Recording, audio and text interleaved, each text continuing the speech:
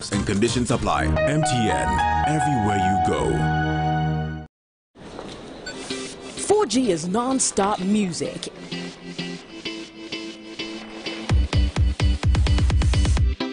It's sharing and entertainment without buffering. It's gaming with no lag and movies with full immersion. 4G is business without restrictions. It's also smarter money. It's learning beyond borders. Hey, got some smart ideas that can change the world? Gear up! MTN Apps Challenge version 4.0 is here. You could change the way we play games, create characters that come to life, and make everyday life more interactive and easier. There is a total of 300,000 Ghana cedis in cash, 4G devices, and many other prizes to be won. Develop a concept for a mobile app or a video animation. Go to appschallenge.mtn.com.gh and submit your idea to enter the competition now. You can enter as an individual or as a team, or a team to represent your senior high school or tertiary institution. It's a contest of ideas. Deadline for registration is 7th October 2016. MTN Apps Challenge version 4.0 is partnered by IPMC, Huawei, and ZTE. MTN Apps Challenge, solving everyday problems, changing society. MTN, everywhere you go.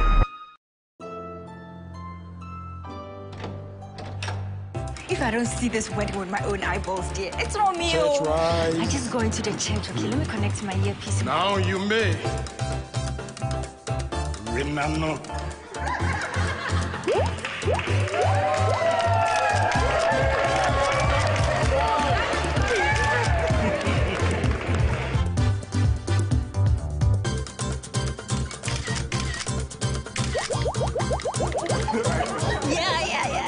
Come and see some food stuff meats by they are sharing here.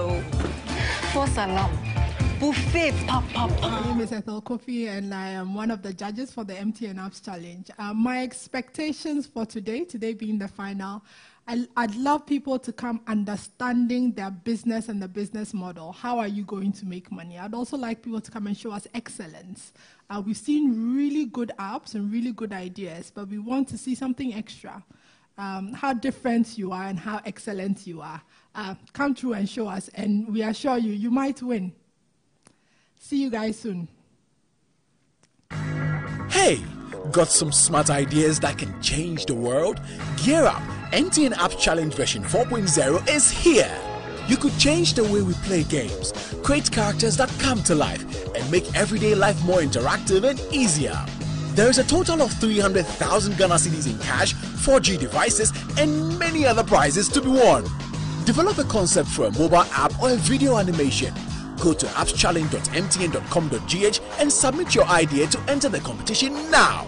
You can enter as an individual or as a team, or a team to represent your senior high school or tertiary institution. It's a contest of ideas. Deadline for registration is 7th October 2016. MTN Apps Challenge version 4.0 is partnered by IPMC, Huawei, and ZTE. MTN Apps Challenge, solving everyday problems, changing society. MTN. Hey, got some smart ideas that can change the world? Gear up! MTN Apps Challenge version 4.0 is here. You could change the way we play games, create characters that come to life, and make everyday life more interactive and easier. There is a total of 300,000 Ghana cedis in cash, 4G devices, and many other prizes to be won. Develop a concept for a mobile app or a video animation. Go to appschallenge.mtn.com.gh and submit your idea to enter the competition now. You can enter as an individual or as a team, or a team to represent your senior high school or tertiary institution. It's a contest of ideas. Deadline for registration is 7th October 2016. MTN Apps Challenge version 4. Very competitive competition, and I'm really looking forward to the shortlisted applicants to show more, especially with how solid their technology is at this level and how solid their team is in executing after this challenge if they win the money. So I'm really looking forward to see great team and a great solid tech behind what we saw in the first stages. Hey, got some smart ideas that can change the world? Gear up! MTN Apps Challenge version 4.0 is here. You could change the way we play games, create characters that come to life. And I've been blown out. I mean, it's my first time here. The apps have been very impressive, and I believe that what we're looking out for today is a bit more confidence and delivery. I want to see, I've seen a lot of good works, but I want to see the owners of the works giving me a reason to buy. And that's what I'm looking out for today. And I believe that the best will come out tops. Hey, got some smart ideas that can change the world? Yeah, so I'm an entrepreneur hoping to buy some apps. For me, what I look out for today is we've had an interesting past days where many excellent ideas have passed through, but there can only be one winner. My advice to all the apps contestants is that if you don't win, it's not the end of the journey. Your ideas can be made into solid business plans. You need to take advantage of what the judges have been saying from the beginning to now. Change those, and your ideas could be excellent businesses for you. The likes of Microsoft, Apple, WhatsApp, all the rest that you talk of have had to fail at one point or the other. In fact, it's failure that makes you great.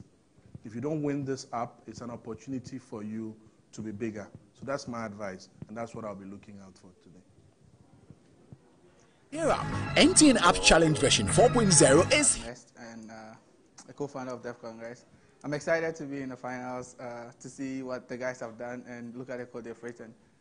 I'm excited about code, and so that's what I'm looking out for, good, solid code. That's it. Yeah, you could change the way we play games, create characters that come to life, and make everyday life more interactive and easier.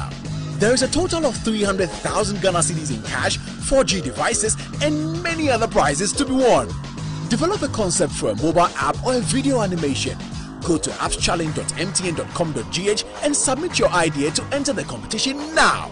You can enter as an individual or as a team, or a team to represent your senior high school or tertiary institution. It's a contest of ideas. Deadline for registration is 7th October 2016. MTN Apps Challenge version 4.0 is partnered by IPMC, Huawei, and ZTE. MTN Apps Challenge, solving everyday problems, changing society. MTN, everywhere you go. Hey, got some smart ideas that can change the world? Gear up! MTN Apps Challenge version 4.0 is here. You could change the way we play games, create characters that come to life, and make everyday life more interactive and easier. There is a total of 300,000 Ghana cedis in cash, 4G devices, and many other prizes to be won. Develop a concept for a mobile app or a video animation. Go to appschallenge.mtn.com.gh and submit your idea to enter the competition now. You can enter as an individual or as a team, or a team to represent your senior high school or tertiary institution. It's a contest of ideas. Deadline for registration is 7th October 2016. MTN Apps Challenge version 4.0 is partnered by IPMC, Huawei, and ZTE. MTN Apps Challenge, solving everyday problems. Hey, got some smart ideas that can change the world? Gear up! MTN Apps Challenge version 4.0 is here. You could change the way we play games, create characters that come to life, and make everyday life more interactive and easier. There is a total of 300,000 Ghana cedis in cash, 4G devices, and many other prizes to be won. Develop a concept for a mobile app or a video animation. Go to appschallenge.mtn.com.gh and submit your idea to enter the competition now. You can enter as an individual or as a team, or a team to represent your senior high school or tertiary institution. It's a contest of ideas. Deadline for registration is 7th October 2016. MTN Apps Challenge version 4.0 is partnered by IPMC, Huawei, and ZTE. MTN Apps Challenge, solving everyday problems, changing society. MTN, everywhere you go. Hey, got some smart ideas that can change the world? Gear up! MTN Apps Challenge version 4.0 is here. You could change the way we play games, create characters that come to life, and make everyday life more interactive and easier. There is a total of 300,000 Ghana cedis in cash, 4G devices, and many other prizes to be won. Develop a concept for a mobile app or a video animation. Go to appschallenge.mtn.com.gh and submit your idea to enter the competition now. You can enter as an individual or as a team, or a team to represent your senior high school or tertiary institution. It's a contest of ideas. Deadline for registration is 7th October 2016.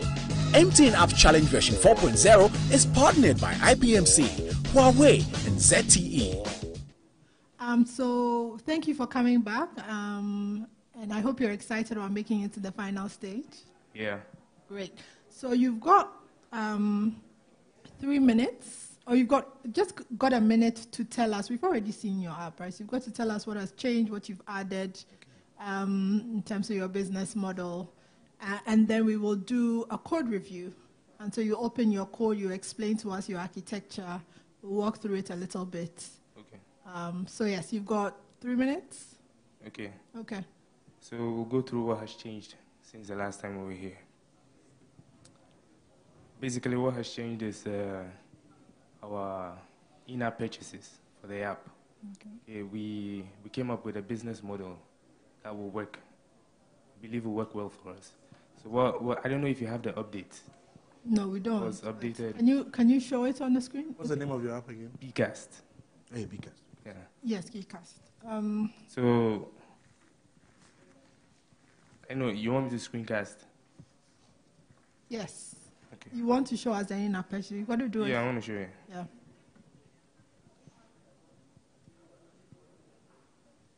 This is Bcast. Huh? Bcast, yes. The Bcast.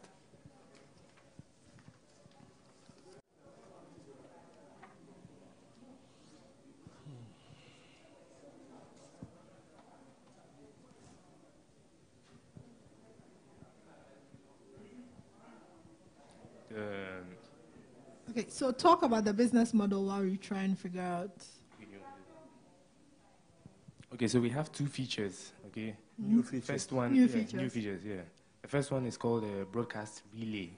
Okay. Yeah. So what happens is if you want to broadcast a message, okay, and you purchase that feature, what happens is you'll be able to know how many people your broadcast will reach.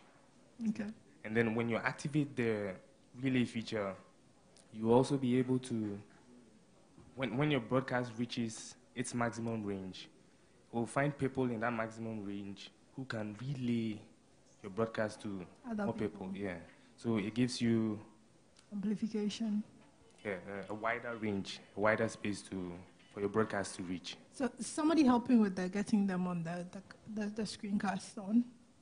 And then, so that's one. And then the second one is what we call multiple meetups per broadcast. So what happens in the app now is you can only meet one person at a time. Okay, so in a case where you want to meet or you want more people to meet you, you can see everyone on the beacon when you're using the app. So those are the two main features for in-app purchases. Okay. And you said around the business model. Can you clarify that? Yeah. So on the business model, we have we're building a system around this for targeted advertisement. Okay. So what's going to happen is we have when people use the app, okay, we take keywords, things they search for, okay. So and then we create categories out of this. And when that happens, and someone comes to us, we tell them that we have this amount of users who are under maybe say entertainment or sports. So maybe if you want to broadcast or you want to send an advertisement to people in a particular category, yeah, then you pay $3 for 20 users. Okay, that's the starting rate. Okay, so it goes up. It depends. So what happens is when you go to our portal, okay, there is a portal for advertisement. So when you go to that portal, then you'll be able to determine. Have you built the portal now? It's still under development. Right. Is somebody helping with them with the screencast? I want a screencast from my phone. Yes. I can't see the device on. Are you on the Wi-Fi? Okay. Okay.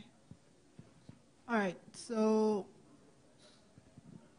you've now figured out a new business model. So what's in the next six months? How much revenue are you looking to make? Okay. So for that we have for 2 months we've calculated. Okay. How much revenue are you looking to make? So for the first 2 months, we're targeting at least 100,000 active users. Okay. And if I say active users, what I mean is people who are paying for a feature on the app. Right. So yeah, for the first 2 months, relays will be at least $199,000, and the same for multiple. $199. Thousand.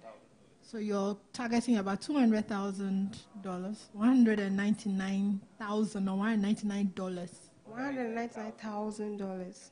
Yeah. So Okay. each user in purchase is $1.99. Yes. Okay.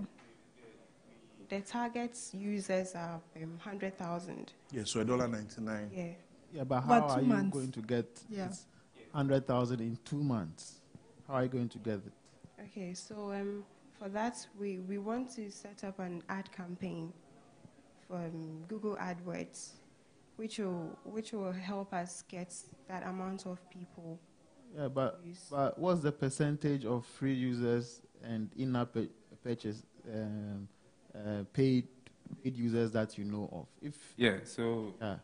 I get what you're saying. So the 100,000 active users we mentioned were people who have made a purchase in the app.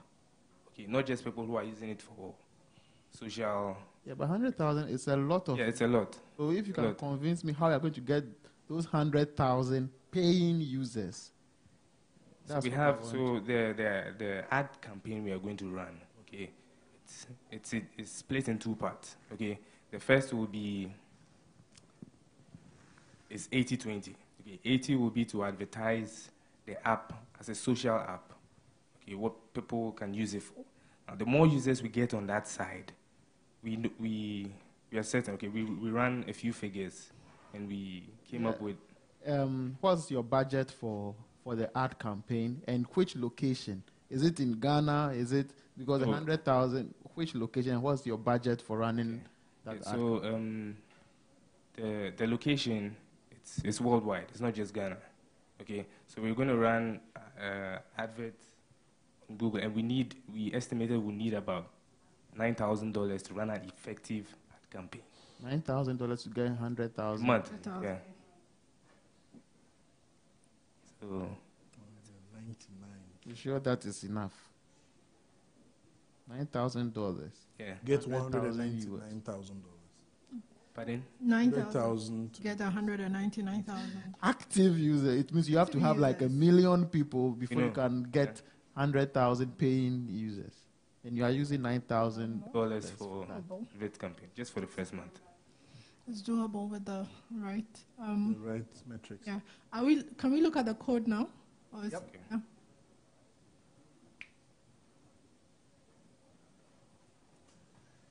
I see it's a hybrid app. Yeah, it is. Why did you choose to go down that route? Because first of all, it's easy, okay, to build, and we're quite familiar with how hybrid apps work. And apart from that, the most important thing was we decided to port this to iOS. Okay, so decided that we'll build it on a hybrid platform so that we can easily port it to iOS because we want to expand our user base. So what are you using? What am I using? You mean like a hybrid framework? Yeah. We're not using any. So it's just pure HTML, CSS, JavaScript. That is displayed in our view? Yeah. Okay.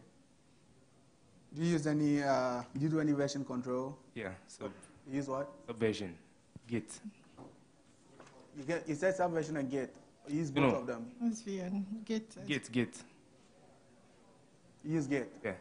And where do you put the code? You have a Bitbucket. Bitbucket. Yeah.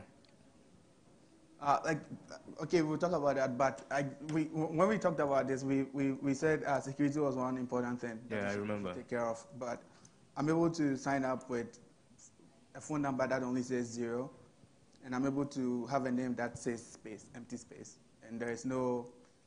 You don't have the update. What happens is you need to verify your phone number. Mm-hmm. Yeah. What you submitted for? What you submitted for? Yeah, we made an update to the code base. Is that on the place? That is not something you would ever want to release. Besides, you have a backend that supports this, right? Yeah, we do. So it's the backend that is accepting. So it has nothing to do with the app I have here. For example, if your backend refuses it, it should be refused over here. But your backend accepts it. It will refuse it.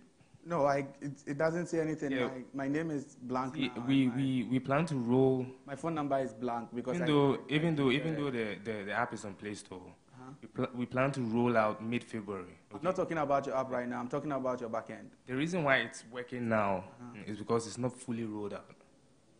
No, I'm not talking about your app. Your app is just a client to your backend, right? And I'm giving you. Are you doing the validation in the app or in the backend? I'm giving you wrong data. For the backend. You're doing the validation in the backend. Yes. But then what he's saying is right. If you're doing the validation in the backend, even if there is an upgrade, the backend should say you can't create a user when the phone number is 0. No? Okay. Yeah, that's right. That's right. Yeah, that's right. So he's basically saying the assertion you're making that the validation is the backend, it's not correct. That he does not believe it, right? Yeah. I don't think I'm getting you, but I'm just jumping off this to say that there's no security whatsoever. If you can't take the pain to make sure that my phone number is my phone number, that my username is not empty. I get what you're saying. We've taken the pain to do that. We've included verification in the update. Okay, so you use wait. Is it over HTTPS? Yes, over HTTPS. Where'd you get your certificate from? It's a Firebase. Yeah. Oh, you're talking about my backend server. Yeah. Yeah, it's a node. We bought the certificate from GoDaddy. GeoSign. How long is it? What's the validity? Year. 1 year. Yeah. And what is the Firebase you're talking about right now? So the database is on Firebase, Google Firebase. All the communication. Firebase was a complete backend as a service. It doesn't give you everything. Wait. It doesn't give you everything. If you're gonna do things like SMS verification, you're gonna need a separate backend for that. Okay, we still didn't see the app. Yeah, we'll look at the code, but I was just. But it's not. We still haven't. Maybe bring it around so that you can show. I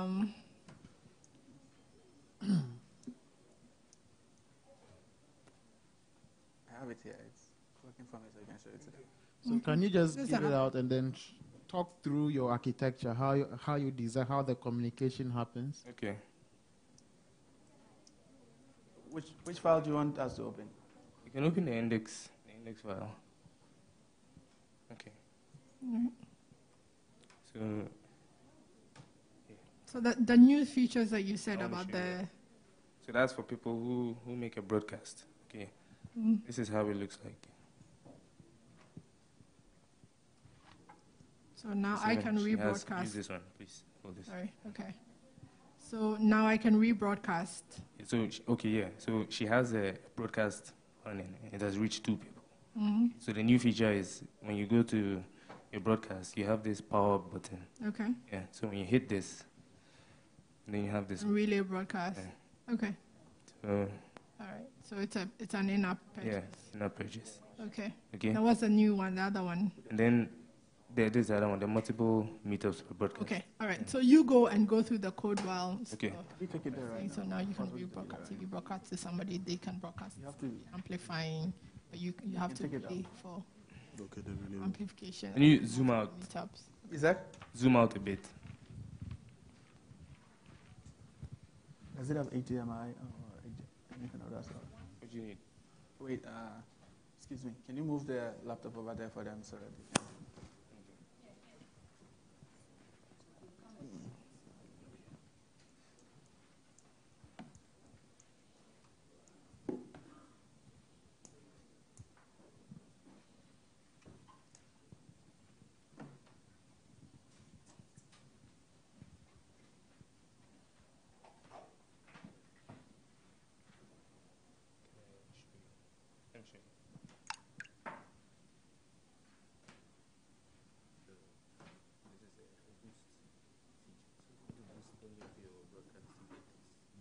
some more for it.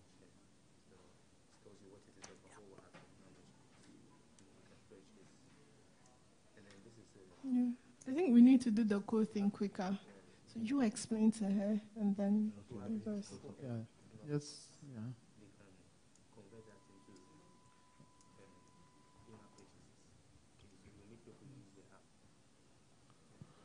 You can go. Okay.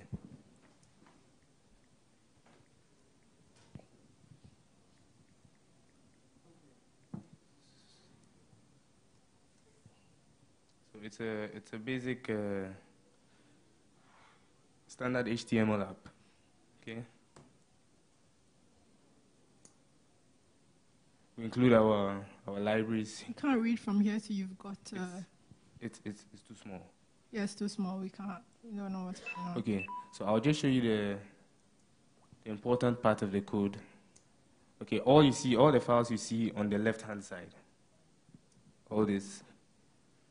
These are the views on the app. Okay. So every view has its own file. Okay, and then the code that does the interaction, sending your broadcast and managing your. Yeah, quickly wrap up.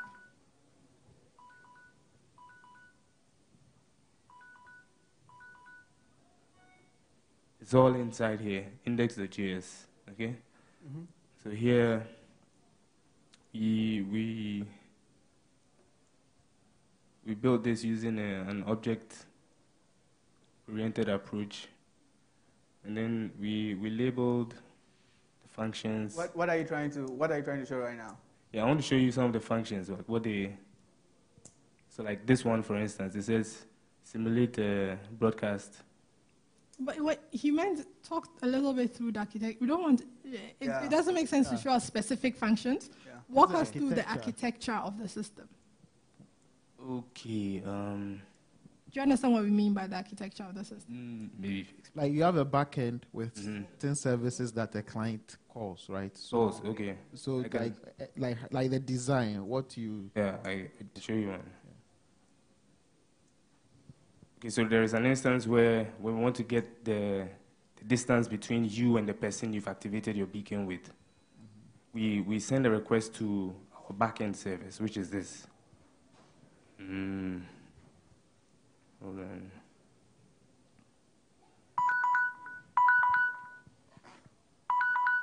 So what services does the backend have for the client? So, and how do you pass communication? Is it through JSON or XML? That's what I want to show. Or you do direct function calls and return text? Okay, so I can show you this. It's over 10, eh? The rating is over 10. Oh. Okay. My lady.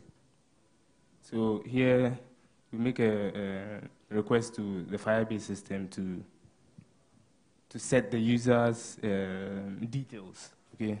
So this is how it looks like, and it's simple. It's not complicated. You can get a sense of what is happening here. Okay. Now all this happens over SSL. It's secure. The Firebase library was built with SSL in place. So this is an example of an update to the Firebase database. Can that be difficult? That is like you're using Firebase. Yeah, so can you show something that is like on the side of things? Yeah, but the DBA bits, they're not going to build it themselves. Right?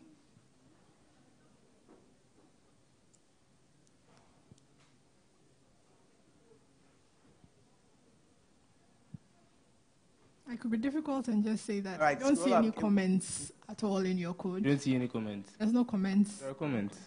Where? Okay.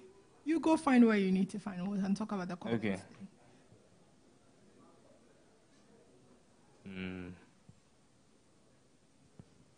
You have one really long function, no? Looks like. Yeah. That function was. Can you scroll up to the beginning of that function? We need to wrap up soon. It's really hard to move with this thing. Sorry. But this one. Yeah. What does that function do?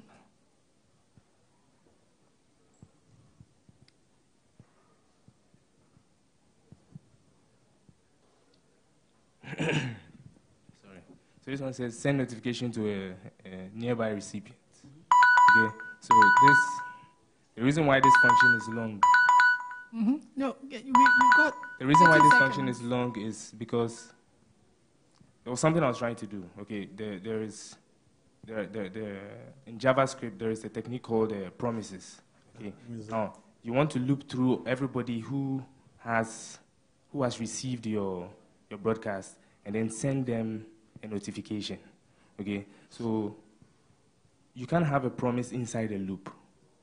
So we had to change the design pattern we use for that. That's why you see this long function. So this function will check an array for each user. And after it has done for every user, it will rerun the function itself until the array is empty. This is so that we can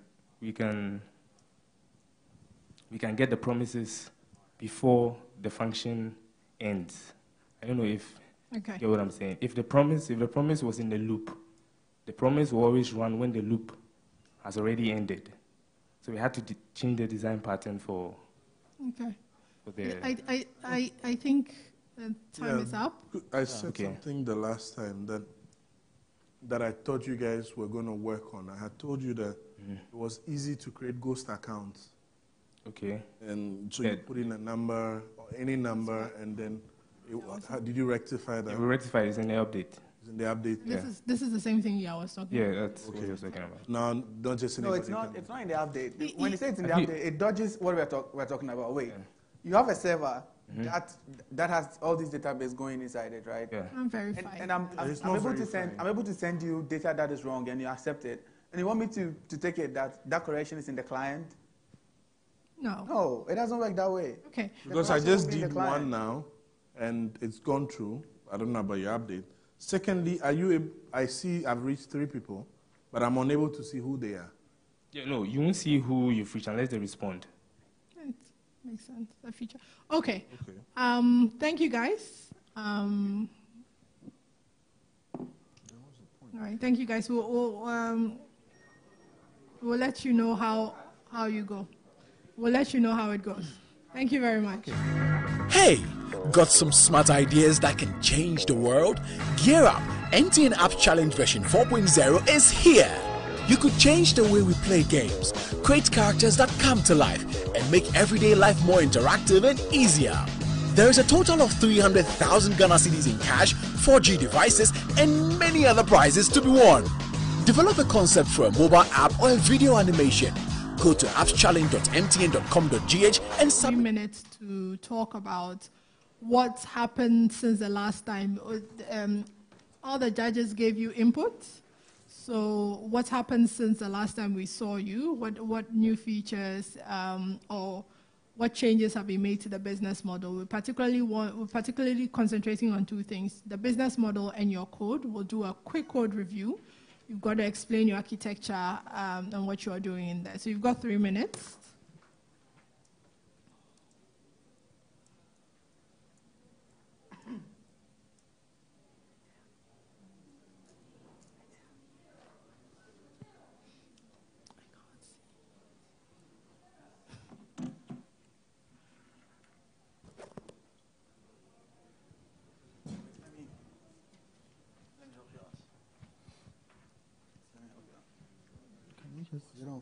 Use their own system. So. It is too much. Is that their laptop? Okay. Let's use their own laptop. Yeah. Can't they use their own laptops? Yeah. So they are more comfortable with using that. And Use your own laptop? All right. Let's just connect their own laptop. But but if the code is what are you trying to show us from here? The back end or your code? I'm trying to show you the code. So you can use your laptop. Right. Okay. Okay. You can be certain that the one that finishes. Yes. Maybe while you're setting up, somebody starts to talk through. One of you starts to talk through what has happened since we last saw you. Yeah.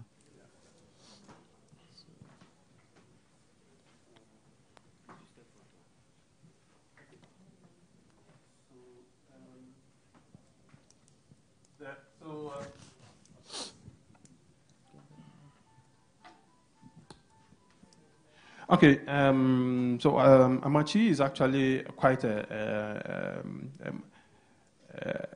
when I came before, I said Amachi is a platform. The reason why I said that is because there are multiple components to it.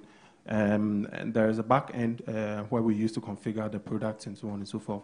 There's a console where our clients actually interact, where the suppliers and retailers interact, and then there is a mobile app.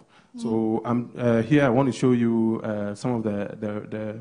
So before you go to the code, actually talk us through how you've progressed since we last saw you. Okay. Before you show us code. Yeah, our main progress has been on working a bit more on the code on the mobile application. We've improved the response to codes in terms of codes that are received from the supplier and so on. We've added more. How have you improved response? So typically, you could send a request for say 4 items, and you get a quote from the supplier, and maybe based on the price you got, you realize that the third one is too high for you. So you want to say, oh, I agree to these 3, but I don't agree to this one, so that when the invoice is generated, it reflects the ones you agree with and so on.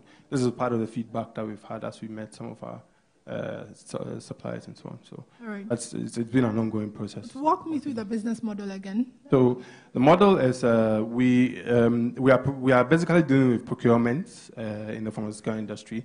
We have the distributors on one hand and the shops on the other hand. So we are providing a mobile. We're providing a platform, but yes, the mobile app part of it is for the retailers to be able to make requests to the suppliers of things they want. And then the supplier responds to the quote, and if they agree, then an invoice is generated and the items are delivered. So that's more or less how that goes. Okay. And how many users are you looking to have in the next 12 months, and how much revenue are you looking to have in the next 12 months?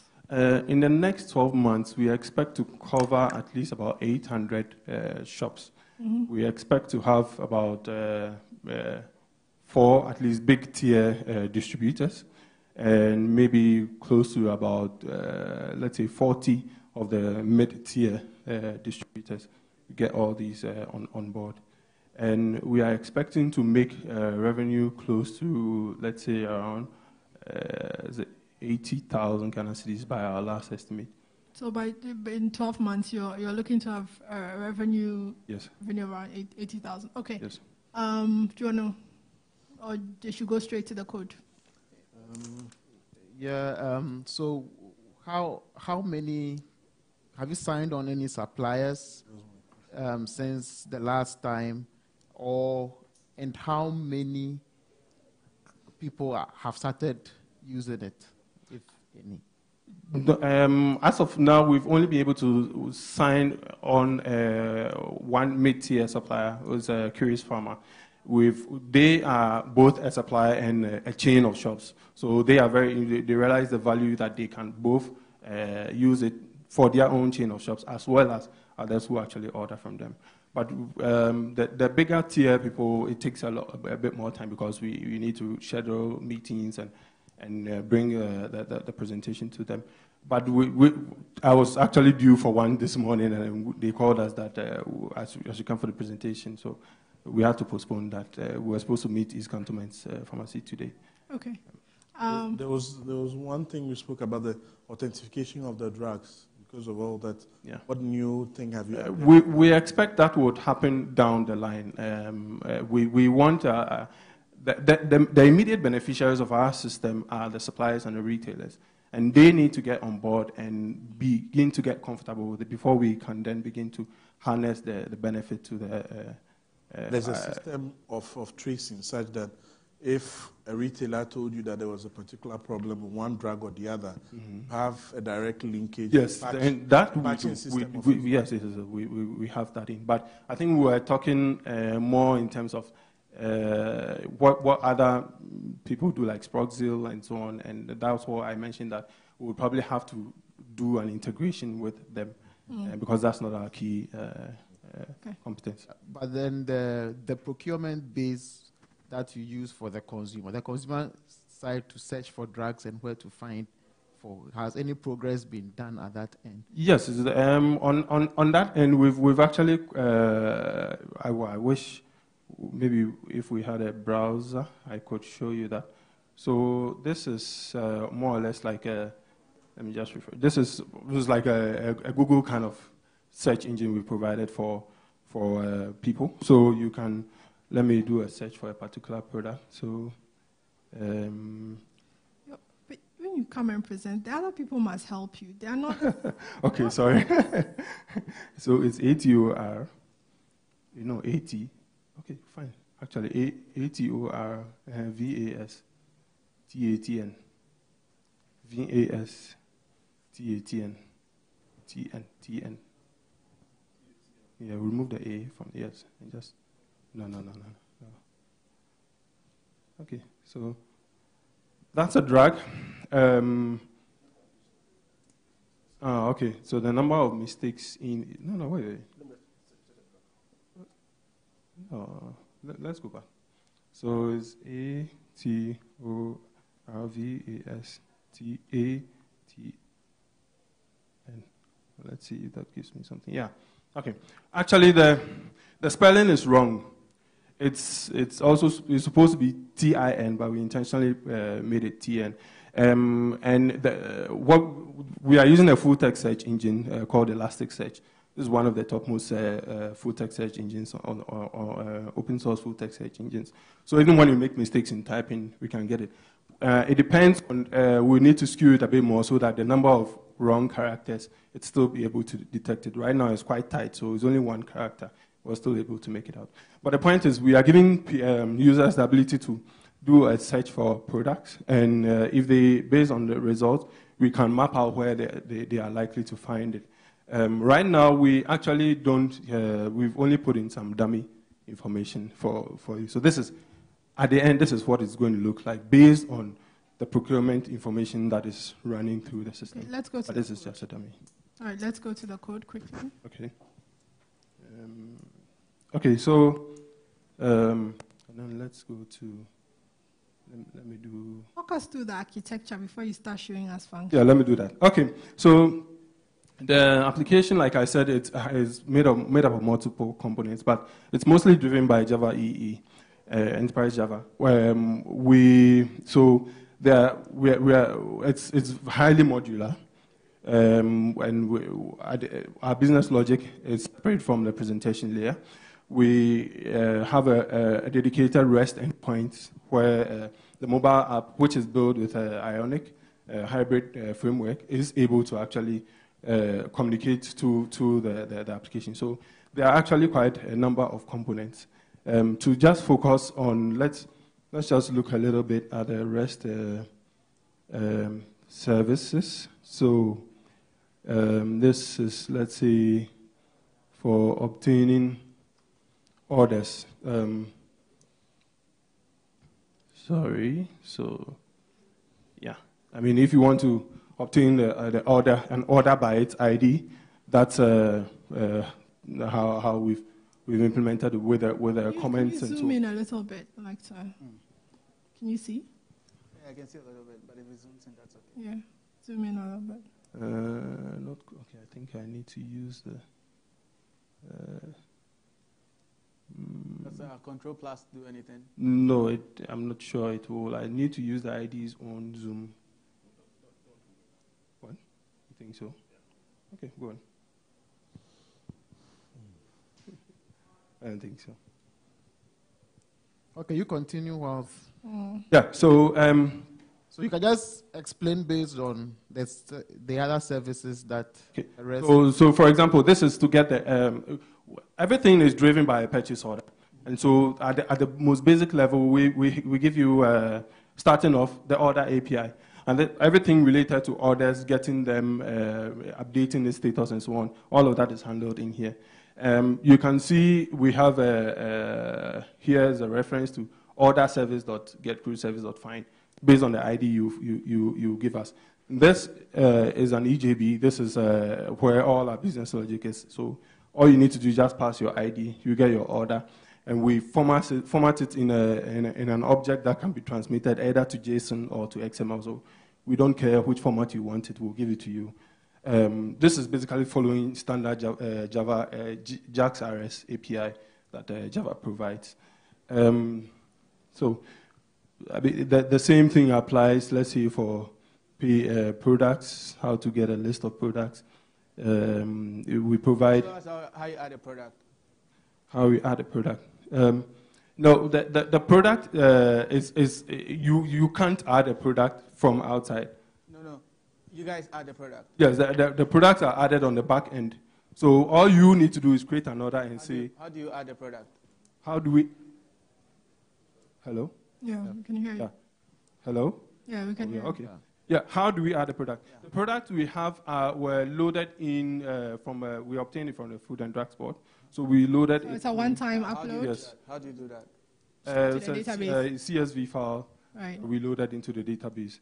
And we continue to maintain it. We also have a means to add more to it via either CSV or via... well, then so is it that you do it via CSV? It's and you can edit it yourself. You can actually add new ones onto it. That's what you want to see. Yeah. Okay, so let me take you to the back end. This is good. So let's just... I want to see the code. You want to see the code? Yes, sir. Okay, so... this is, let's see, yeah.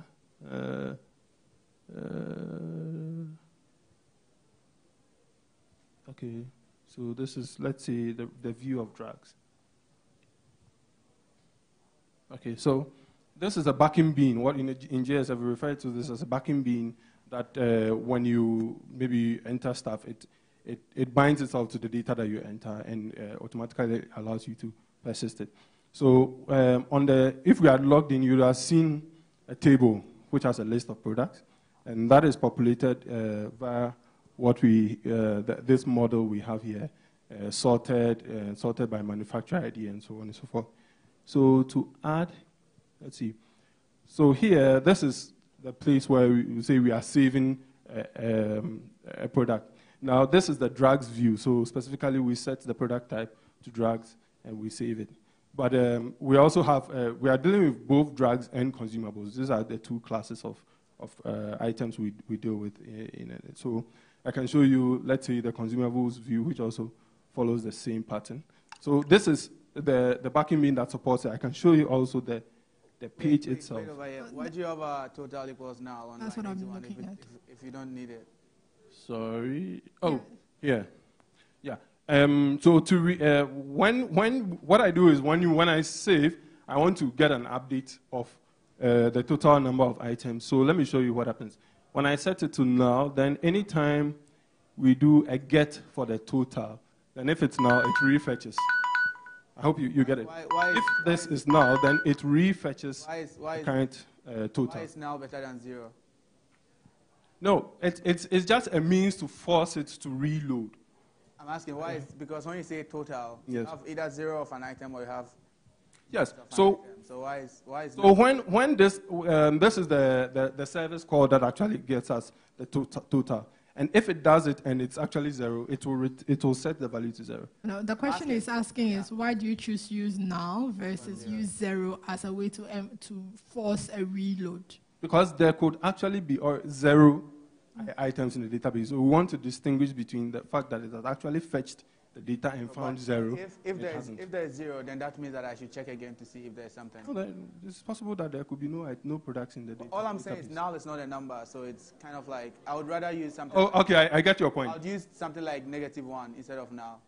That's fine, but in here I'm using a Java's standard objects.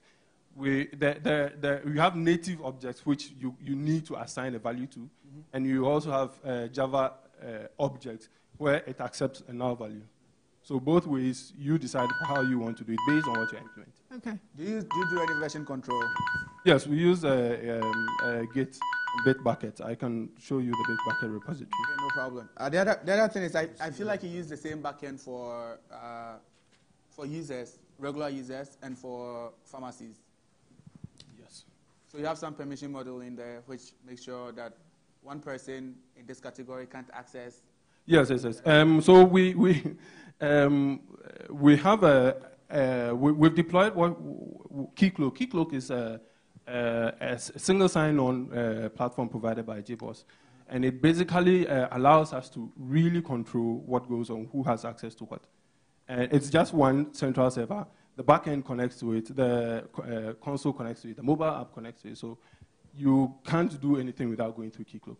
So is it like you don't have your own organic sign-up? So yeah, we've not bothered. It's part of the reason why we'll be able to deliver this quickly. We didn't bother with doing any user management because Keycloak comes with. How about other security in your app? You go over an API, right? Yes. Which is HTTPS, I presume. Yes. Right now we haven't applied the HTTPS, but we intend to. That?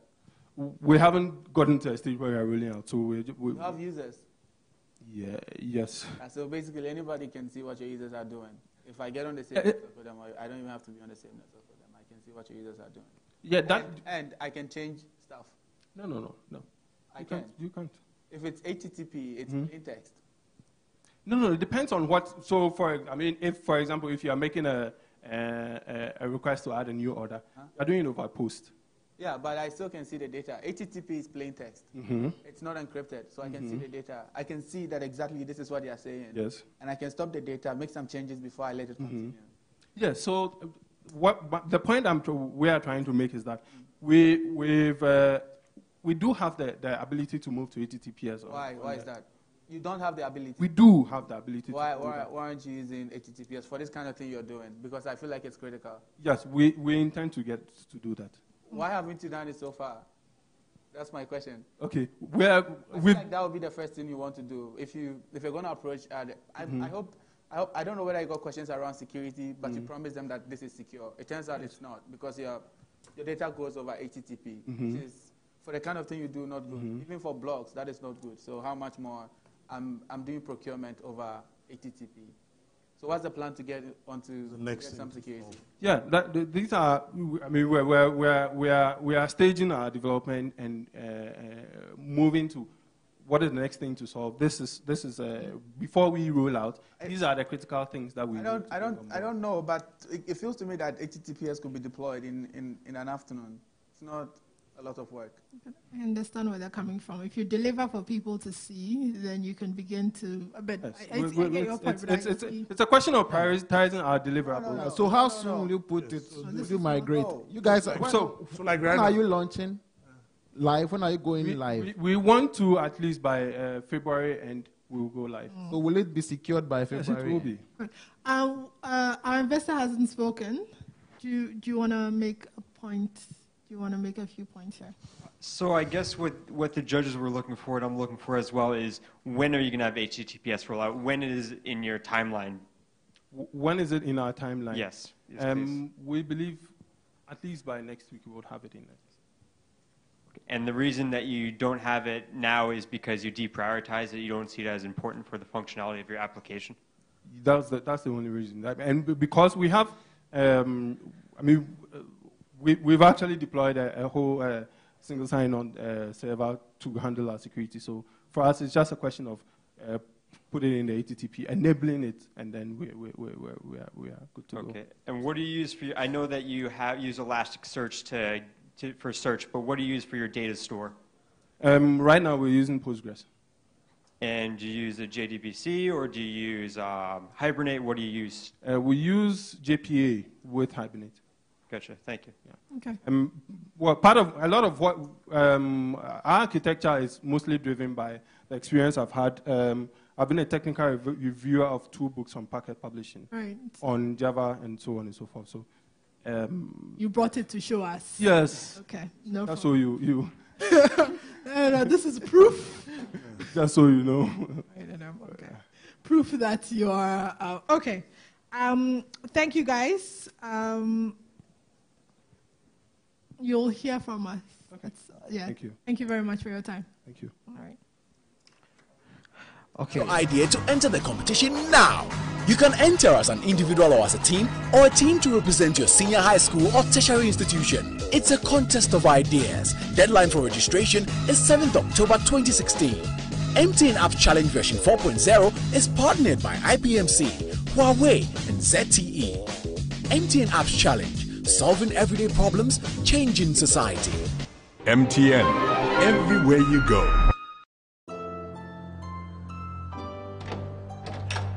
If I don't see this wedding with my own eyeballs, dear. It's not me. Church rise. I just go into the church. Okay, let me connect my earpiece. Now you may. Renano. Yeah.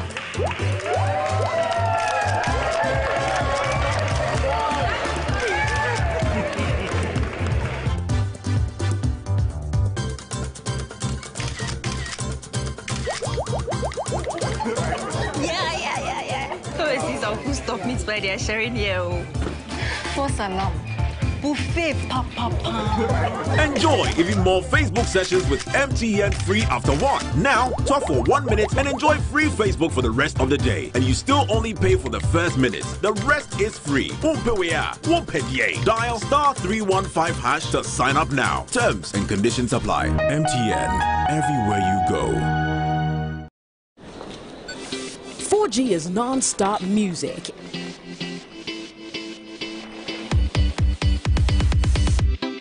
It's sharing and entertainment without buffering. It's gaming with no lag and movies with full immersion. 4G is business without restrictions. It's also smarter money. It's learning beyond borders. Achievement without limits. Your business model, all that sort of thing, so that we know you've done some work on it in between. The last time I was here,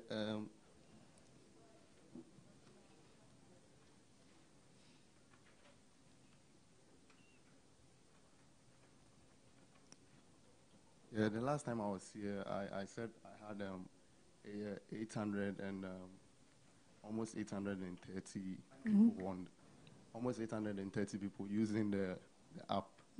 As at the last time, it was Thursday, not this one, the Thursday before. Now it's 930. You've added 100 users. 100 more. So what did you do to get the 100 users? I post on Facebook, Right. ran some ads on Facebook as well. I haven't been to any school yet. Okay. Yeah, I'll do that. All right. Is that, and outside of that, what else has happened? Yeah, outside of that, I also did some small research. I did some small research on the analytics. Okay. How to incorporate the analytics. Right. Have you incorporated some analytics? No, I was just looking through, and then I was also interested in the badges, and then the fortune wheel, and all that. So I was just, going. Okay. All right. So, so the most change has been the users. You've done research, but you haven't changed anything to the code. Has you changed anything to the code? The code hasn't. The code has stayed the same. You've just added more users in the meantime. Okay. Most times I don't add the code straight away. I do a small feature because I'm still learning, so I want to understand it very well. So it's not just I just pick the code and go and dump it. Okay. So I just separate it and then I massage the code a bit to understand, Right. before I introduce it. Okay. Can you show us the code? Let's do the code review quickly. So this. You have to expand it so we want to be able to read your code too. Yeah. Okay. So because we are dealing with different years, it's a past question app, like I said, and so we have the classes for each of the years. So they should be different so that in case if I want to come back and then modify the code, it's easier. I know that if I just look through this side, I can just see that, okay, if I want to go to 94, I just click, and then I'm already there. So I'm already there. So within the first, before the onCreate method, the onCreate method basically like the main method that will run, I declare my essential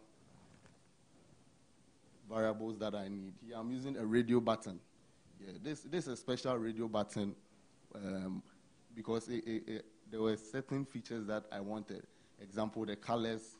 And so I didn't want all the questions should have the same color. The radio button, the colors should all be the same. I didn't want that. I want it to be different. So that you can, if you answer question 1, you move to question 2, the radio button colors, they are different. And so I just looked around and I found the library, read the documentation, and I implemented it. So that's what I have declared here. So So this 94 is up to 60. So we have that one here. And then we have the counter variable, total questions, and then the radio group. The radio group is also here. So the radio group, in order to use the radio button, you need the radio group. It's just like the mother, and then the radio buttons are the daughter or the children. Okay. So I also declared that, and then the text views. The text view is the one that shows the correct answer. And so when you run the app, it's actually the correct answer is there, but I use the dot invisible method on the text view. So it means that you don't see it. And so when you get it wrong or correct, based on that, then I show the answer. Okay, so here too, I've just declared my text views here. Okay, so here we are connecting the views. We are connecting the views to the Java code. So it's from XML. We are referencing the views in the XML. Okay. Okay. Are you separating your views from your views from your presentation layer from your MVC? Model view controller, do you know what that means? No, please. Okay. Yes. Yeah. You just mixed everything. Just mix everything. And then you are. How long have you been coding? The XML is there. So I mean, how long have you been coding? I started C++ like 4 years ago. Okay. But Android like a year now. A year now. Yeah, okay. So do you know the architecture of model view controller? Yeah. There's the XML here. No, the architecture of designing your software. If you want to design software, separating logic from UI. Yeah, I know that. But that's not what you are doing here. Let me show. That's not what you are doing here. Yeah. Wait, are the questions files? No, they are not files. So I thought I saw some too. Try to break them out. They are files. Yes. Where do you store the questions and the answers? XML. Questions and the answers, they are strings. They are all strings. Yeah. But you know Android has SQLite in it. You say you know? Android comes with a SQLite database that every application has access to. Yeah. I'm aware of that. But why is this? He just used what he knows. No, he knows what he knows. Yeah. Because of the way I wanted to manipulate it. That was one of the main reasons why. When you use the database, it fetched the whole thing. You fetch the whole thing at once. No, you can break it. Get what you want to say, really. That what? Why is the strings method that you are using better than using SQLite? Yeah, that's what I'm saying. That I wanted to fetch it individually. Why? And also, you can do that with. You can do that with databases. SQL. Yeah, and SQLite. That's what I'm explaining now. And he's comfortable with a certain. This is what he. This is. He you know better, you do better, right? Yeah. This is what he knows. Yeah, this is what he knows. That's it. Until he's taught differently. Everybody who is building an Android app knows that if you want to store data, the SQLite database is the best place to. Are you a computer science student? No. Information technology. Information technology. Which is also like computer science. Yeah, which I would have loved you to at least follow some standards. No, because for me, how you coded, this was how I coded when I started programming, you know. Yeah. And I just used what I knew to achieve goal, right? But now there's so much tutorials, so much standards, so much video out there to at least introduce some structure to your code. You understand? Yeah. It's good that you've done this, but what you've done, that's exactly the architecture of SQLite. It's just a group of text files with some logic that can search and fetch and do things better for you. Okay. Right? You're recreating the wheel. How long did it take you to build this? I started in February. Last year? Yeah, last year. So it's been 12 months. So it's when I tell you to add questions, it's very tedious for you, eh? To add questions. If I tell you to add more questions, you have to go and open code again. Oh no, it's not. That's why it's not. But it is tedious. From what I see. From scratch. No, he's saying you can't adding without releasing a new update. Yeah, you need to create a class. All that. It's not just an update from a back end. Yeah. Wait. How is the question structured? How are you pulling it? Do you have a class for questions? Yeah, there's a class for each year. Each year. Is it? There's a class. I see it. You have a class for the year, but you don't have a class like question class, which has stuff like the content of the question, and then you have. No. I don't understand. This looks like each year it has section A and B. Yeah, each year has its own each year it's poorly designed. No, so from a architecture perspective. Yeah, poorly, it's not a very great poorly design. designed. And it took you February to November to turn up with this. Yeah. That's when he started doing his Android. No. But he has 4 years of C++, which should. No, I don't know. C++ No. C++ was introduced to you through school, right? Yeah, You C++ didn't doesn't get up to learn really. C++. I don't know if C++ taught us standards. It just made our life difficult, no? You could say the same thing about picking up any language and moving on to the next. I completely forgot what I did over here and moved on. Okay. Well, the output is great, but the inside is... Yeah. This is not good architecture. So, yeah, I mean, it's one of those things where you clearly have an app that meets a need, and there are people signing up. Now, there is some work, I think, on your side to be able to restructure your code, learn more about standards and do it better. But you know what? I applaud you. I think that you've done what you could with what you have. Thank you. Okay. What you've done is called innovation. You find a challenge. You don't have the means to solve it, but with what you have in hand, you found a way of doing it. I don't code. He didn't don't bother code. to find a means to solve it. I don't basically. code, but I think that you have innovated based. You thought, you created. Now these guys will help you innovate, if that's the word. No. Like, it's not Standardizing. innovation. It's like It's standardizing. seeing it through. What I'm saying, best like, practice. Yeah. There's There no are best best practice practices. in- And me, I'm the number one fan of get it done before best practice. Yeah. Like, I get things done in my own way, fast to prototype, and then I do best practices. Yeah. But that is not the best. If you do that and have two teams, one following the best restructure and one doing the prototype. Understand? Yeah. What you've done is a prototype to me, because if we should redo this, if we should take this up, we'll have to redo the whole container and everything. Probably what we will only use from here is your UI. We'll have to redesign the whole back end and get things. So you've built a car, but you can't drive it. You can drive it, but you it's can drive bulky. it, but it's it's the bulky. engine is sellotaped together. No, that thing That's sellotaped. why the last time I was saying that you guys need to have good friends.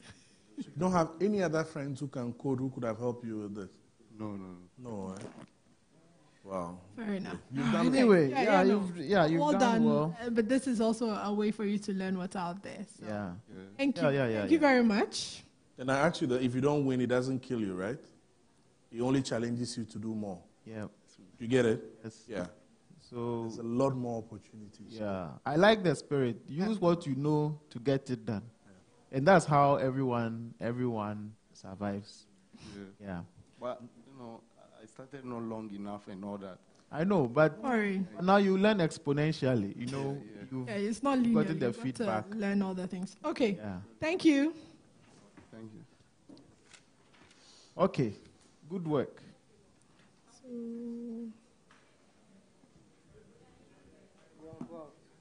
Who's next?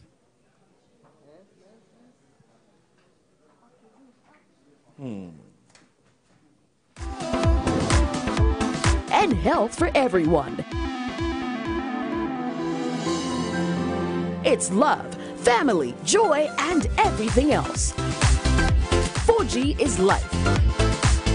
Get a 4G device today and live on the next level.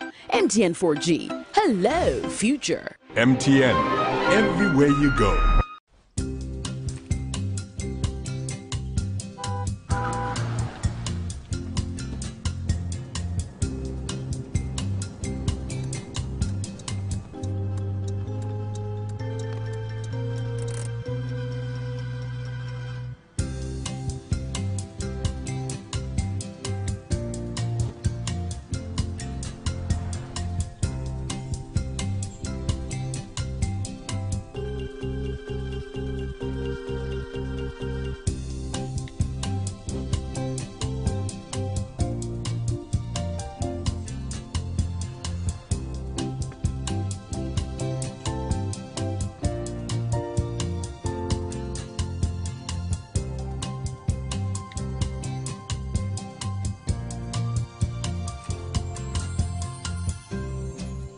Life is better with MTN Mobile Money.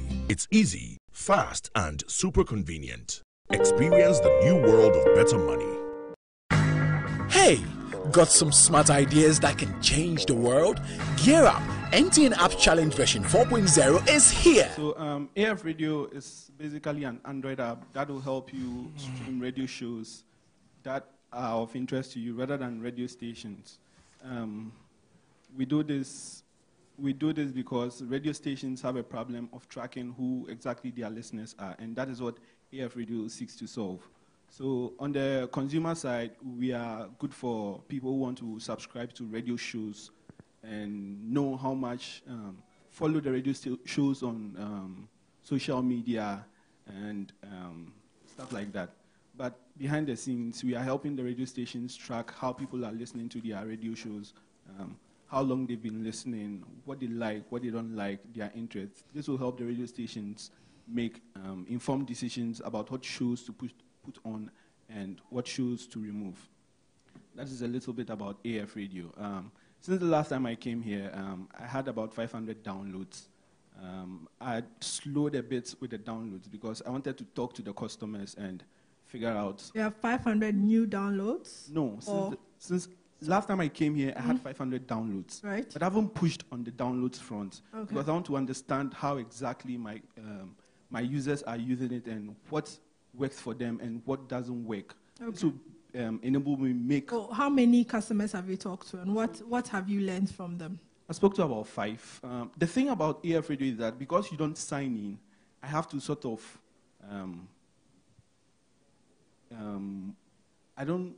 the word is not track, but I have to figure out who is, okay, I use the Play Store review, people who are tweeting from the app and stuff like that. I find their handles on social media. And then okay. Yeah. The 5 people, what have they said to you? So for them, data is a big issue when it comes to listening to radio, especially if they are not on Wi-Fi.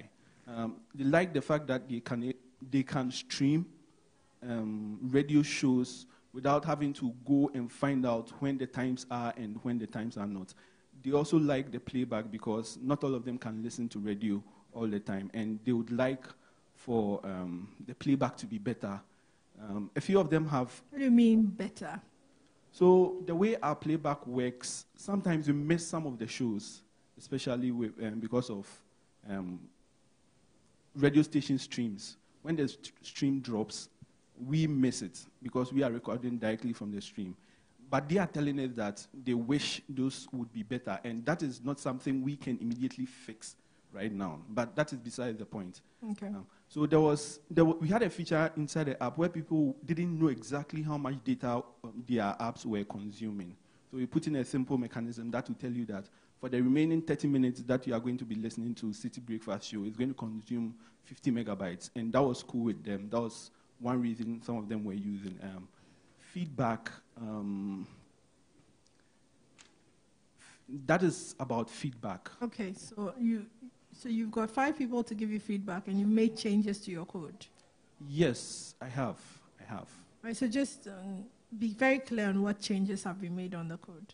So before the playback, you couldn't forward or go back. So we put in a simple mechanism that will forward the playback when you skip, so that you can be able to skim through. Okay, so the that's playback. one change. What's the next change? Unfortunately, that change was a bit technical, like very technical, so it took a while. Okay, so that's one change that's been made since the last time we saw you. Yeah. Okay. Anyone have any more questions on the so did you explain the business model? Yeah, I did it last time, but I can say it again. So we are going to charge the radio stations for a fee based on the number of people they want to track or the number of data points they want all right, I remember this. So how many radio stations have you talked to since the last time we spoke? I haven't spoken to any more. You haven't spoken to any more? Yes. How many have you signed up? I have 3FM, Unia FM, Connect FM. So they are willing to work.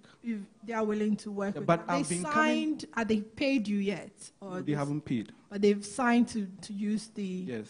So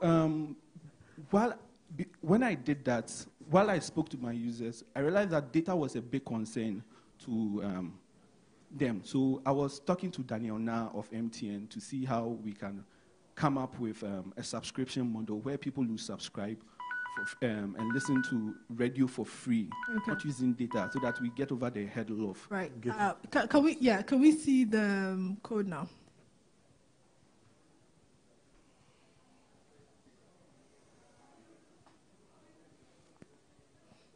This needs to be bigger. We can barely see anything. Just a moment. You have 2 minutes more left. Yeah. Talk us through the architecture. So it's an Android app. No, can you read? Can you make it? Yeah, I want to put it on presentation mode so that. I think it's not working. You've got 2 minutes more. So, it's frozen. You talk about the mechanics, like the That's architecture. architecture of the code. Yeah, so basically it's an Android app, and I'll speak to that one for now.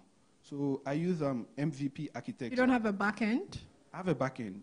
I actually speak to the backend first. So the backend is Meteor receivables for the API. I use a bit of Python for the recording. That one uses RabbitMQ for the messaging service, and the backend for the how do you call it? The customer-facing part, we use React. Okay. That's it. I can open that. Yeah, so open the backend and talk us through the architecture of the backend.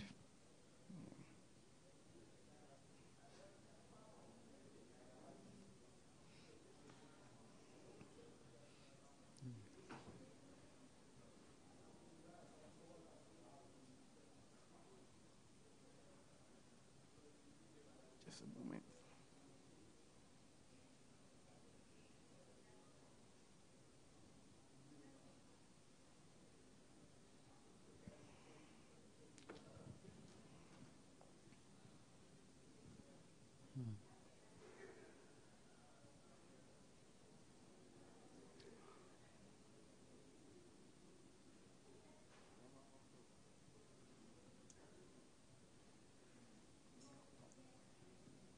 What's the problem? When I project, I can't click on the mouse. So just open it and then just try and zoom in, because it's. Don't project.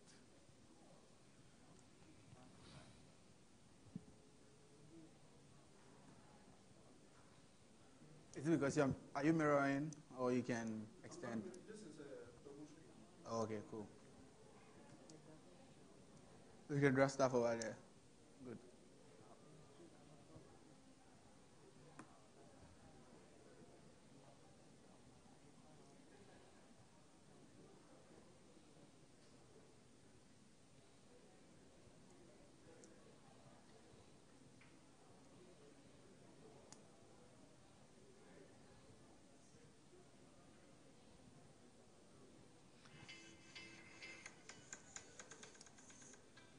You've got, I'll give you another 30 seconds. No, we'll just.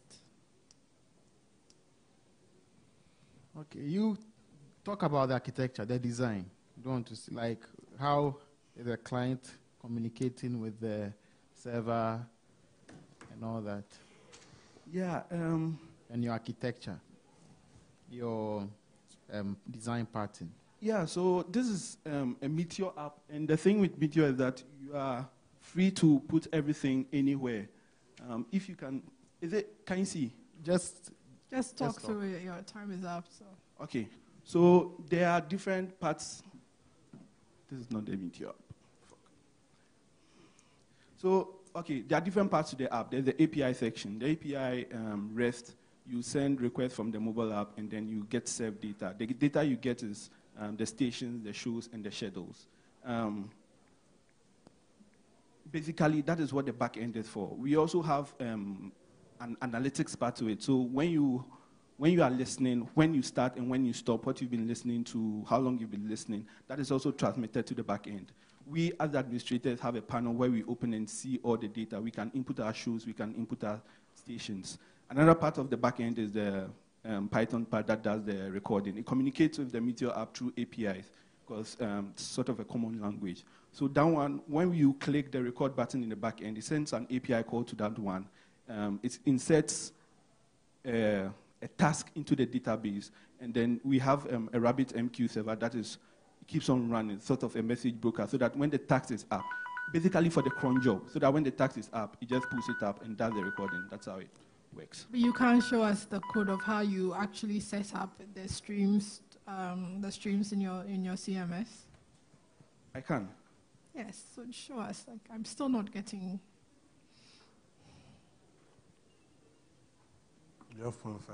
What I'll do is I'll do a local host and then show it for you. Whichever way you can show us.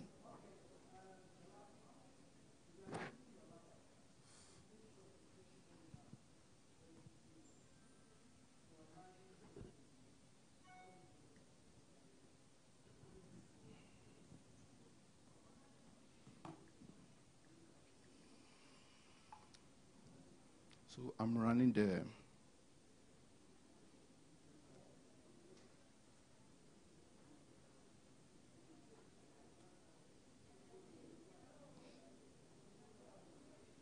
Oh, it happens.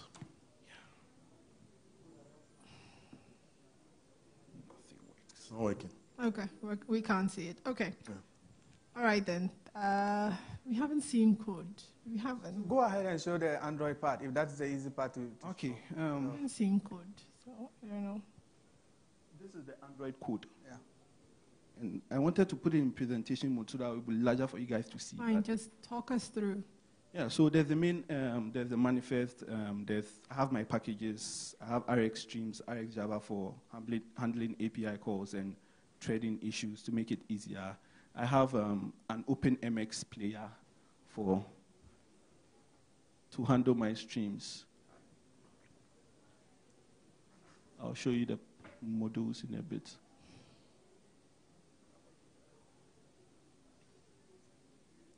And I use the MVP architecture, model view presenter, so that it makes testing easier.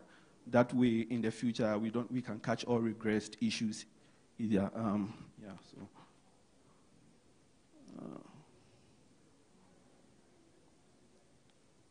Yeah. Let me change this to.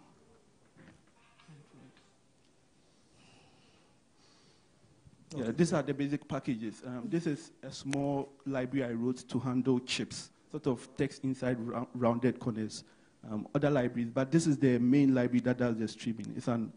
I called it the OpenMX player. That gets the streaming URL of the radio station from our back end, and this is what does the computation, buffering, and stuff to play it. Say again. No, go. Keep going. Yeah. So this basically.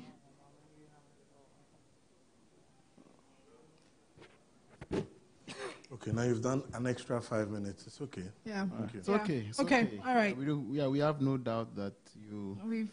I don't know. I haven't seen the code, but okay.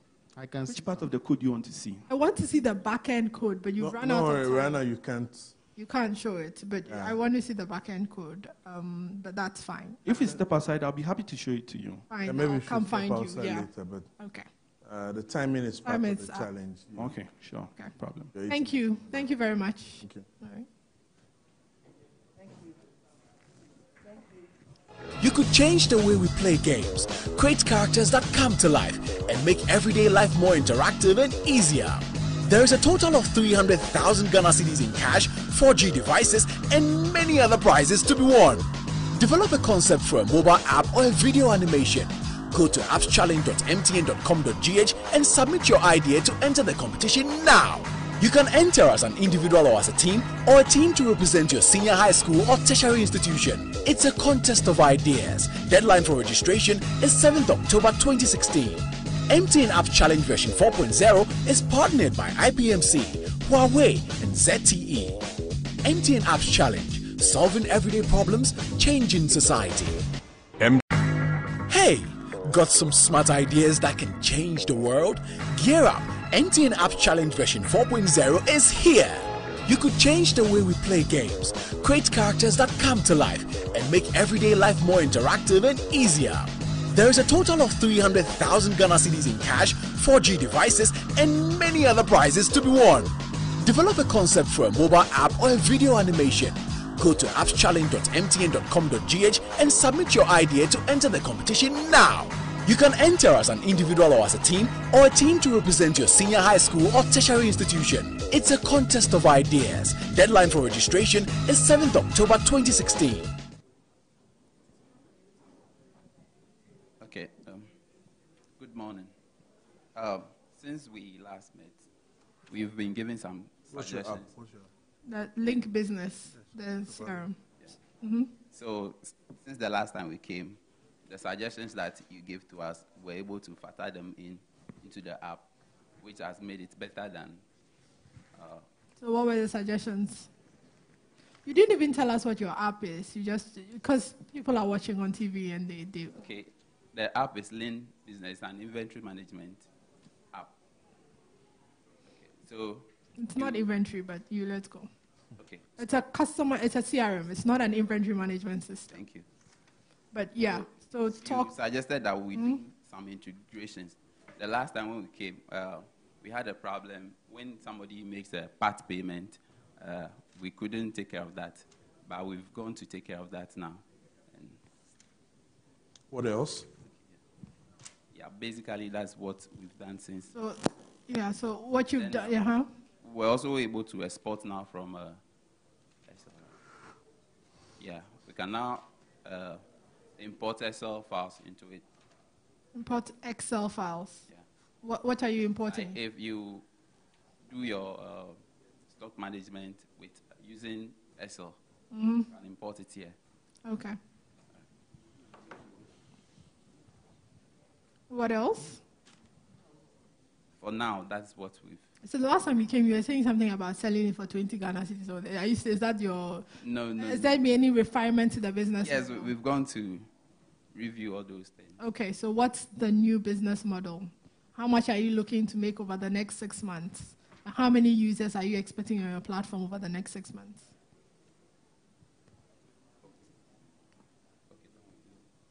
Okay, we realized that we can sell the app to users 150 Ghana cedis. 150 Ghana cedis per month per user, still unlimited users? Yes. Okay. And so over the next 6 months, how many customers do you want to have and how much revenue are you looking to have? We projected that within a month, we should be able to get 42 users, those who buy the app, right, who sell the app too. So hold on, I'm seeing numbers behind this. Is that which time period? So the first year you want to make 9,200. The first month you want to make 9,200. No, the first month, this is the expenditure. The requirement, yeah, what we require to. Okay, and how much are you going to make? In the first month, we are going to be making a break-even. It's going to be more or less a loss. You are you're not breaking even. You're in a negative. You haven't broken even. Yes, that is because people. That is because when you look at the. So don't use the word wrongly. You haven't broken even. All right. Making a loss. And in the first year, what are you looking to make? In the first year, we'll be making 41,000. And how much is the expenditure? 44,000. Yeah. Okay, and then the second year. No, actually, this is the profit we'll be getting. That is our expectation, the profit. Oh, so how much revenue? You don't understand what I'm saying when I say revenue. How much revenue are you making in the first? 85,000. If self bigger increases. Yeah, this is the. So 85,000 in the first year. Yeah. Okay, and then so you are making 40,000 the whole year. Yeah, as a profit. Okay, as profit, and then the next year is 122. Yeah, 122,400. Okay. The profit will be around 70,000. That's our expectation. So that's somebody. Okay, that's your percent increment over the years. What are you looking at? We're looking at a 25% increment. Okay, that's fine. Let's look at every year you purchase or your amortizing costs, your furniture, your equipment. What are you They're not doing? doing amortization. They can't. They're buying new. They're just setting it up as new. Yeah, we furniture. just It's not proper. So every year they buy a new one. Yeah, it's not proper budget. no, on our balance sheet, you will see that the cost there will be reduced because we're going to be depreciating them. Depreciation will take effect of them. Okay, show us in the code. You said you've made the part payment bit. Show us in the code the part payment bit. Also, we said something about linking your sales order to your invoice to your payments. Have you done that?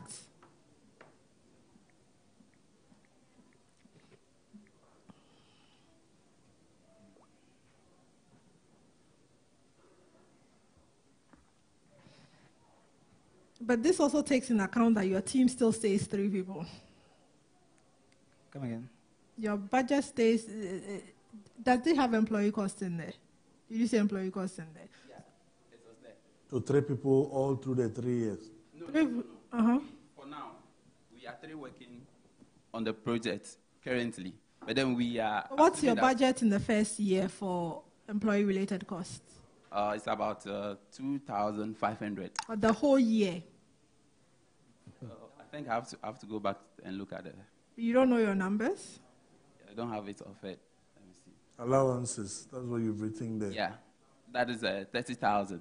30,000 for the 3 of you the whole year, which is 10,000. No. Yeah, we are looking at employing extra 2 hands. So extra 2 hands, and those extra 2 hands plus, so it's 5 people. Yes, 5. At 30,000 in total for a whole year. Yeah. Year 2, you are only at 3,600. No. It's Year 36. 2, for now, we are not paying salaries. We are looking for committed people where we'll be... You are not paying salaries. Yes, I don't we understand. are So the 3 of you allowances. are going to what? Eat Gary for Yes, the first year. That's why we are calling it allowance. You We'll have give some ourselves small allowance. Yes, which is estimated at 5. 30,000. So 10,000 a year divided. So 10,000 a year divided by 12. How much do you earn a month? 10,000. You don't. But that's a number, right? So your number you're saying. Yeah, but even year 2. This will give You're saying there are 5 people. 5 people, 30,000. Is that what you're saying? 5 people. 500 Ghana cedis. 5 people, 30,000, right? So that's what 6,000 per annum per person. How much is that? So that's 6,000 divided by 12. That's how much you earn a month. That's the stage. Okay, so go back to your code. Go back to your code. You'll be answering the question and go. 3,600 there, so. So no, so work it out. You clearly. That's fine. So you tell me. So 6,000 divided by 12. That's how much you make a year. 500 Ghana. 500 Ghana. So 500 Ghana per person in the team for over the next 3 years. That's what. No, it's per month per person. But there hasn't been that much of an increase the next year. So for the next 3 years, you will be earning, each one of you will be earning 500 Ghana cedis a month. 550, 500 is no more than 600. You wrote 3,600 in fact. It's a mistake in the It's 36,000. So 36,000. No, we just want to understand where you're projecting. Increment. No, so basically. Do you know how much CRMs are sold standard? Like, have you investigated CRMs across in Ghana and who uses local CRMs and how much they cost? No, they are creating a product first before they look for money. Okay. Yeah. Oh, that's fine. But then you own the business, right? Yeah. So if you earn 500, it's you. You just pray that. Oh, but the two they are adding, but they are adding 2 people and saying that. Yeah, so which they developer can be will you get enjoying for 500 Ghana cedis a month? So those 2 people can be enjoying your 500, and you, since the business is yours. Like for me, for this kind of founder remuneration thing, it's normal for any bootstrapping business. No, but they are adding 2 more people. But then they are working with the notion that they'll be making more money, and then they can pay them. No, but they are showing me their budget, and they are saying that even if you don't pay yourself, it's fine. I did 2 years, I did not pay myself. It's fine. But you're bringing 2 people. Which 2 people are you bringing? What skill sets will you be bringing into the company? There's 2 groups of people that 2 people you're bringing.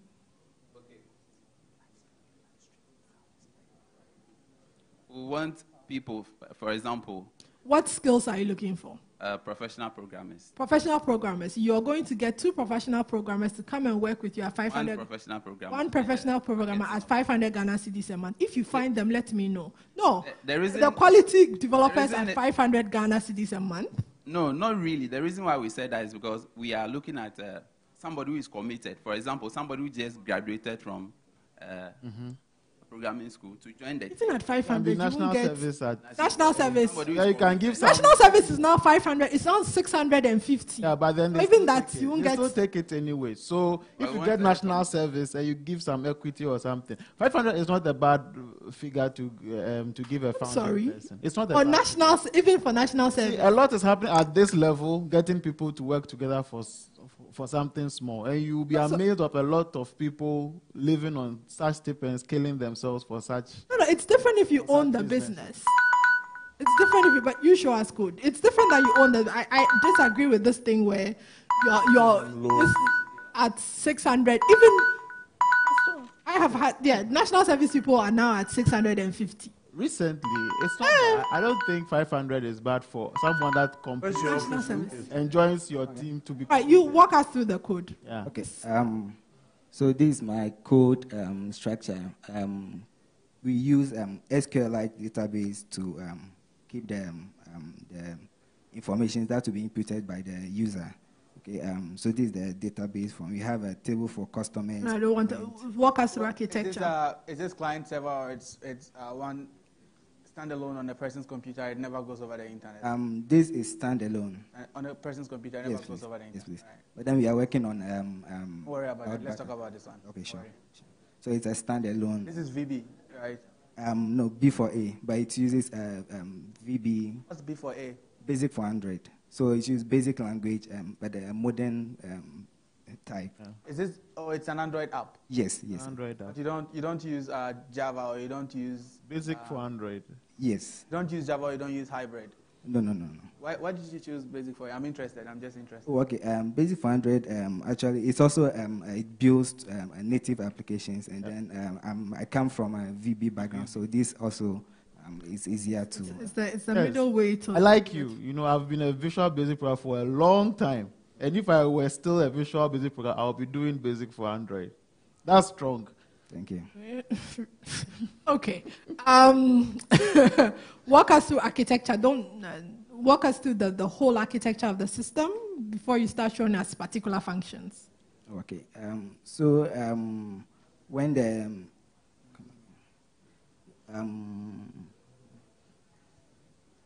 is it through Visual Studio or Xamarin? No, this it has its own IDE. IDE. Very light IDE. It means that community is still strong, growing strong. So this is the settings page. The code behind the settings. Do you use any version control? No. Why? Version control. What do you expect? Basic for Android now? No, but no. What happens if you use the code?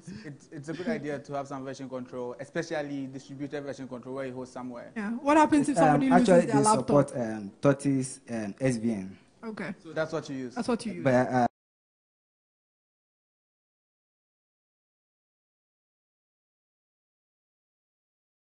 wrong on many levels. Never do that again. Okay, currently I will use Dropbox for backup, but then we don't use no. There's Git, there's Bitbucket. Okay. There are many ways. Don't do that. How long have you been programming? I would say 2 years. 2 years. Yes. But I'm a self-taught programmer. So. That's fair enough. And you use Visual Most Basic. people in Ghana are self-taught, so it's not unique. You use Visual Basic? Yes, please. And you started from where? .NET? I started from QBasic. QBasic. Yes, and then okay. 2 years ago, QBasic. Yes. Wow. Which university did you say you're self-taught? But did you learn anything from uni? No. I actually did accounting at school. Oh, what computer did you use to run QBasic? QBasic. Okay, sorry. The QBasic I learned, I think, back in 8 years. Yeah, that's 8, 9. What computer runs QBasic now? Okay, so walk through the architecture. I haven't gotten a sense of your architecture now. Okay. So the code behind the settings, I use models, separate activities for all the procedures. Mm-hmm. So this is the activity for the settings page. You know, when you log into the app, the first page you go to the setup. So this is the code. So here it directs, every button directs to a new activity. It's not okay. So new vendor, new product, new customer. So there's no MVC? Come again? MVC, Architecture Model View Controller. No. Are you separating your presentation layer from your business logic layer? I still don't get that. I don't know how I'm going to explain this now. Why do you have so much SQL, like raw SQL statements? Did you mind trying to take that out, like abstracting and using some sort of ORM? As at this point, I'm just checking whether the database is actually up and running. Yeah, but you could have all this in a function, right? And just call abstracting your. That's what they're saying. Okay. Yeah, sure. Because it's hard for me because now we even have to explain MVC, so it means that. No, the thing is, you know, for a Visual Basic programmer, you shouldn't expect him to. No. I refuse to accept that. I'm not saying that it's a good thing. I'm telling you your expectation in terms of someone who started programming with Visual Basic. A lot of things are abstracted. It takes time to even understand object-oriented programming if you're a Visual Basic programmer. But then I can't buy your app, right? Then I can't buy your app because you don't have the structure. A lot of programs run on Visual Basic, which is business intelligence, and that is how the community flows. So what I get from you is fine. You've not used any architecture, but you've shown that you're a VB programmer concentrated on your interface and your business intelligence. I can see like list views and all that. You've not used standard ways of designing apps, right? And for me, I feel that now, if you are a programmer, whether Visual Basic or C# or because .NET is integrated into one. When you are programming Visual Basic, C# is just another file. You understand? So, and I know that Visual Basic has tried enough for you to understand object-oriented design. So some of these questions that you are not able to answer, if it were 5-7 years ago, I would accept no as an answer because of VB6 abstraction. But now you need to understand that design pattern, right? So as much as the app looks clean, looks very clean. The back end is not well structured, which I know the Visual Basic compiler does a lot of restructuring in the background, but then they themselves are not at the level of MVC and all that. You are just concentrating on the problem and you are trying to solve it with what you know, right? Is that it? Yes, sir. So, but you need to be more technical if you call yourself a programmer and manage the tech. So, do you know of Microsoft SQL Server? Yes, please. SQL Server Express? Yes, please. Have you used it? No, I've not used it. I've experienced it, but I've not used it in depth. Yes. Wow. I think I transfer my knowledge from there to the SQLite. SQLite. SQLite is file-based, though. It's not SQL. Okay. So for me, you have a good idea. You have attempted solving a problem. There's a business opportunity to it.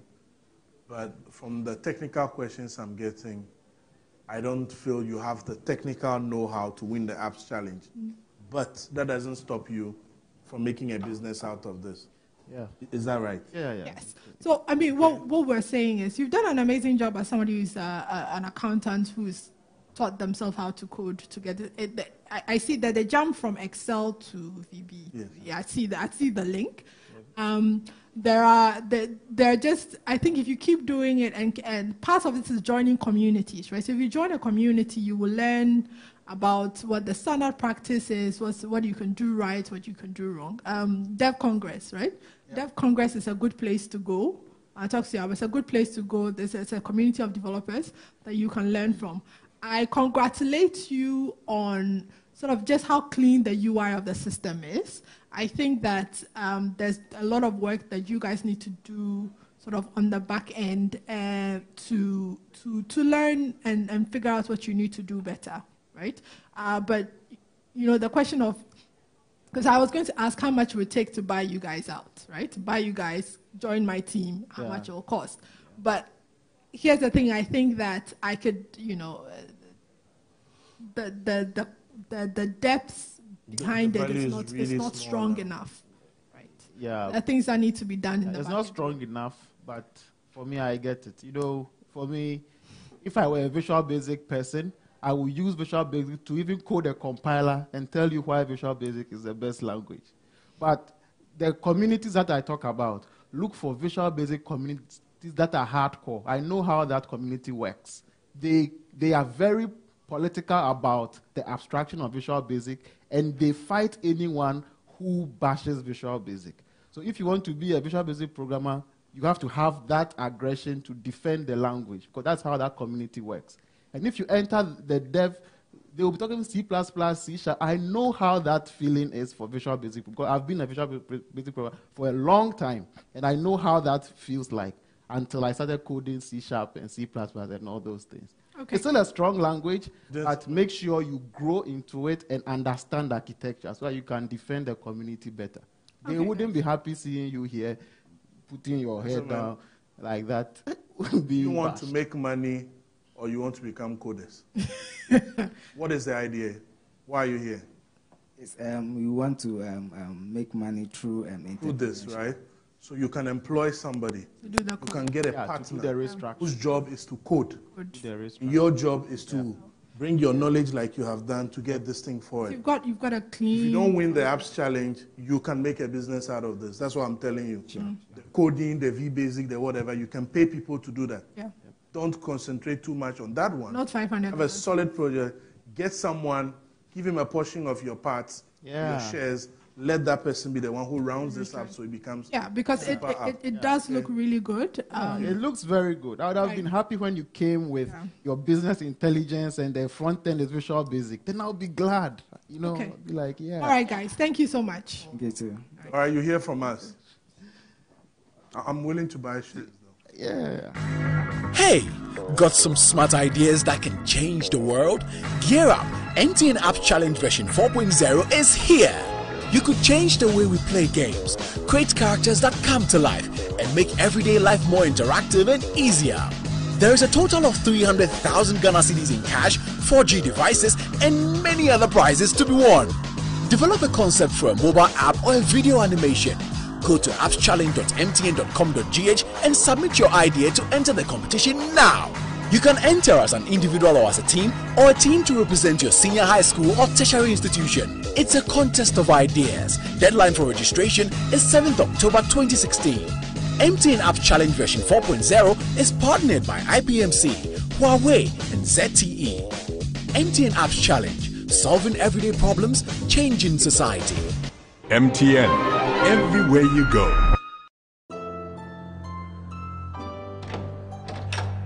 If I don't see this wedding with my own eyeballs, dear, it's not me. Church rise. I just go into the church. Okay, let me connect my earpiece. Now you may. Renano.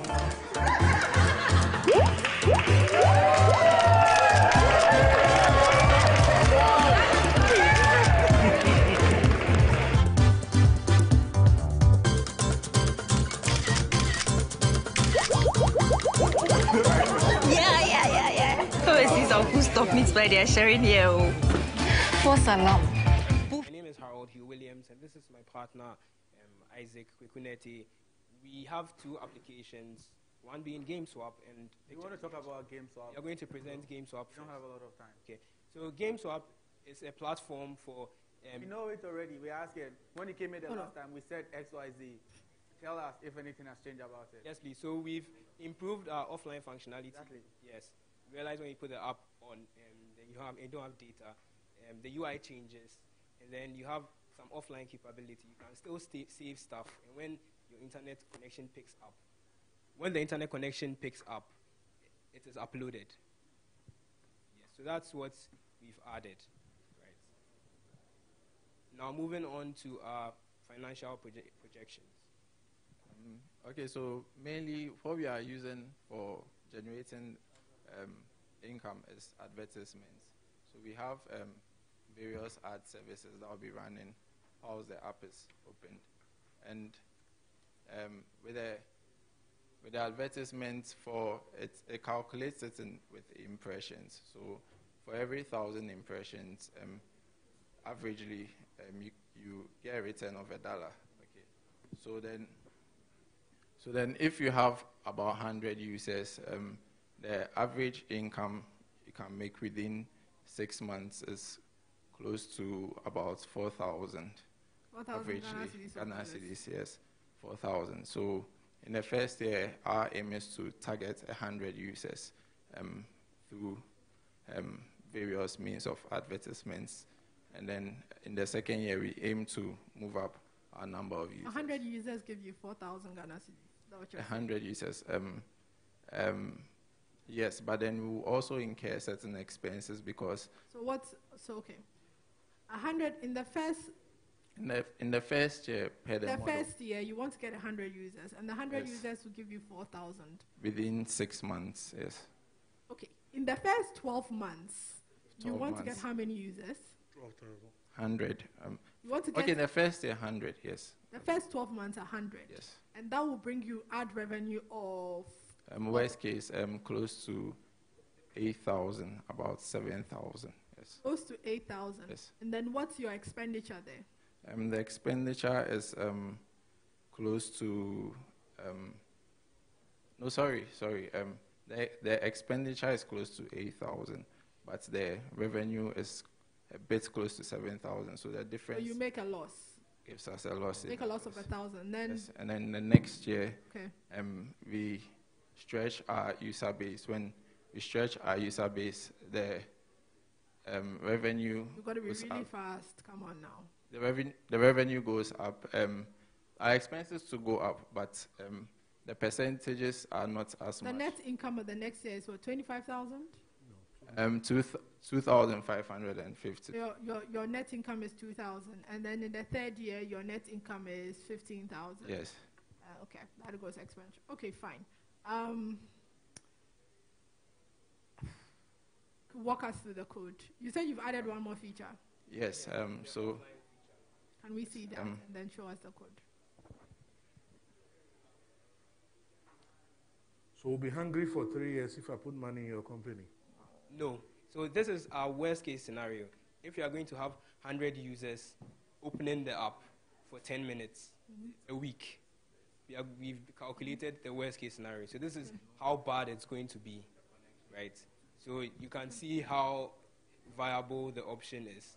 Looking at our worst case, if you're going to get 100 people playing the app for just 10 minutes. What goes into our expenses? So our expenses are. Yeah, so we need to get our developer licenses. We've already acquired those, right? And then we need hosting for our servers. And then we would be doing graphics. We'd have to get a graphics guy. We don't have everything. So we would look at acquiring people and paying them part-time to get some of the things done for us. Okay. I mean, yeah. That's fair enough. Okay, show us the code. Okay. You have a CMS backend, no? We do, please. So show us both. Show us actually show us the backend first before you show us the mobile. Okay. So GameSwap's backend. You have 2 minutes more, so be quick. Okay, so GameSwap's backend. It's not visible. You don't see it. Oh. I think somebody's complaining about sound there.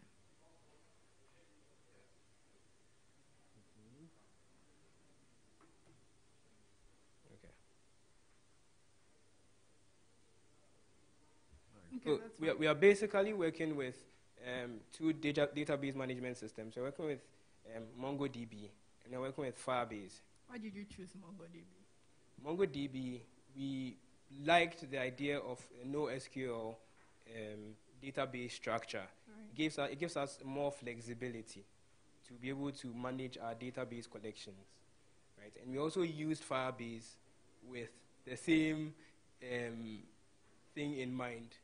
The fact that we can easily create our database structure using JSON and manipulate them with modules that help us talk with our database. Is that it? Basically, it makes us develop very quickly.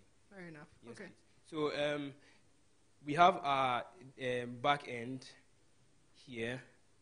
We have modules that help us create our database objects. We have functions to check if we are authorized or not. You realize, for our backend, you're not seeing so much code. That's the joy of using systems like these.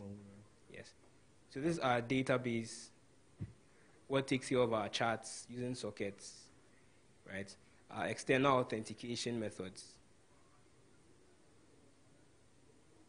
Our game controllers. Right.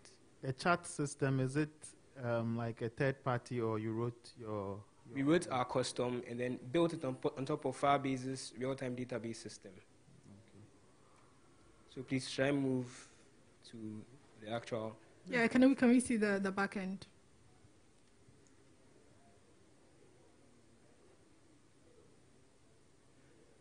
Okay.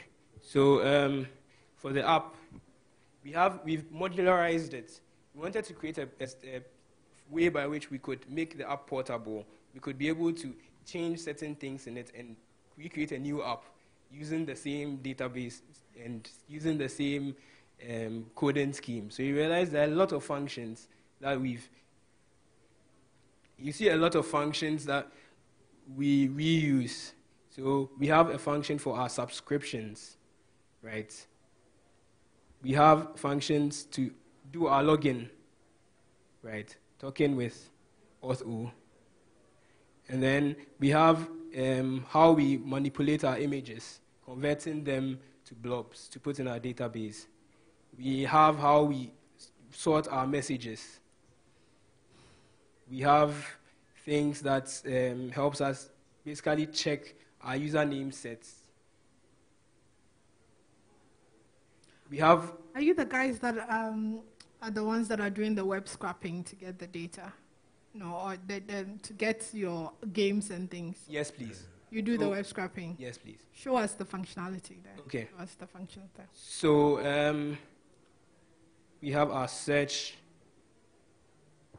right, with its autocomplete feature. So we basically make an AJAX request to a server, right, and then get our responses. So our responses, as we are getting, we get them per keystroke. So you realize you see a loop there that gets it and passes it as an array. So you keep seeing that array on your screen. Every time you hit, it does a search, gets the data, passes it onto the screen for you. And then most of our views are templates. They are dynamic. So when you have the app, actually, what you are seeing here is not a file. It is dynamic. It hasn't been created yet.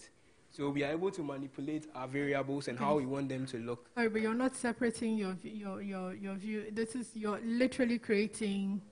Do you call this do you use this particular sort of HTML set of div of classes anywhere else in the system? Yes, please. So we have our views. So we have a view for how a chat uses messages. Then why are you just not calling that view? Why are you literally hard coding that view in the function? No, sometimes we don't initialize all our views when you load your app, right? We would want to make some of them.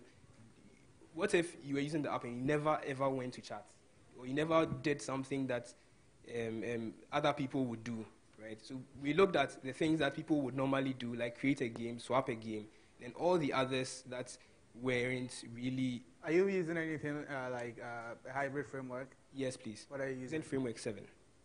Oh, okay. Yeah. Does it have something like a component system where you're able to build components? Precisely.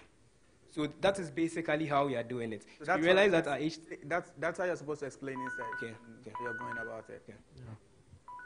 So you realize that with our the only place we actually have full HTML is our first page, which defines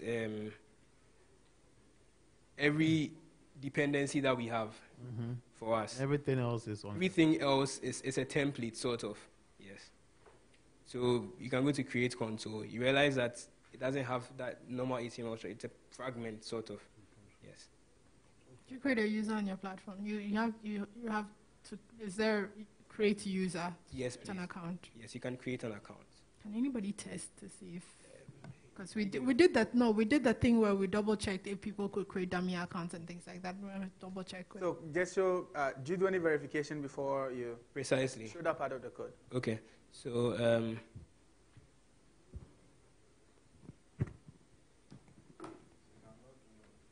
Which schools are you from? Secondary school, we both went to Infant Spem College, Infant Spem School. Yeah, God. And I went to University of Ghana, Legon, Computer Engineering.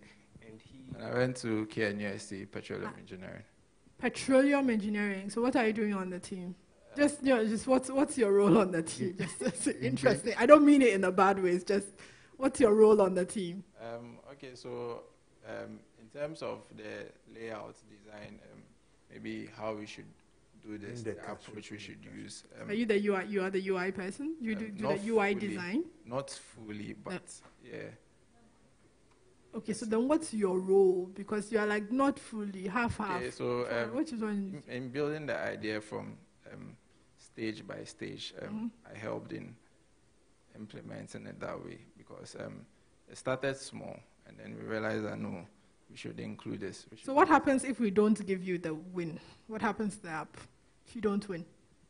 So our worst case scenarios that you saw, the model that we had was based on we don't have MTN. What do we do? All right. Because MTN coming in is extra marketing. All right. It's extra marketing, meaning if we win or when we win, we would get a lot of people seeing the app, wanting to try the app. That is where we are targeting. That first moment where you install the app and check out, oh, can I answer this? Can I do that? Does it have this functionality or not? Those few key minutes are what we used to get money. Do you have the validation code up? Yeah, so... by the way, how many of you code? I am the code. You're the only person code. So you have something like version control in there? Yes, we have version control. What do you use? We use Git. And what do you host it? Bitbucket. Okay, because that one will give you some free money. Okay. Time is on. All right, yes. Quick one before you move on. Yeah, for me, the business aspect is what I'm looking at. And I see game business to be really big. Yes, please. Yes, I have a little problem with your revenue. 4,000 a year, a whole year. I don't know how big you want to expand, but I see games as very engaging with a lot of followings, children, everybody. And I think that you need to look at that once more. And an investor is here, is looking at where to put his money, and that's what I'm getting, 4,000 a whole year. It looks, well, you said it's your worst case scenario. But still, it's quite low. Secondly, I'm looking at why do you think you should win this game competition segment? Okay. Let me put it that way. First of all, give me the reasons. Give me 3 reasons why you think your game should win that category. We are in an industry that is coming up. If you're able to get that niche market in its budding stage, it will take us really far. People are now catching up with games and how we interact with games and how we socialize with games. That is how, looking at the model outside, that is the model EA Sports, that's the model that Tapa Talk, everybody used to catch it. And Ghana is now there. We want to get it as it's starting, and we go with them. Yeah. Yep, it's fine. It's fine with me. I think you've said everything.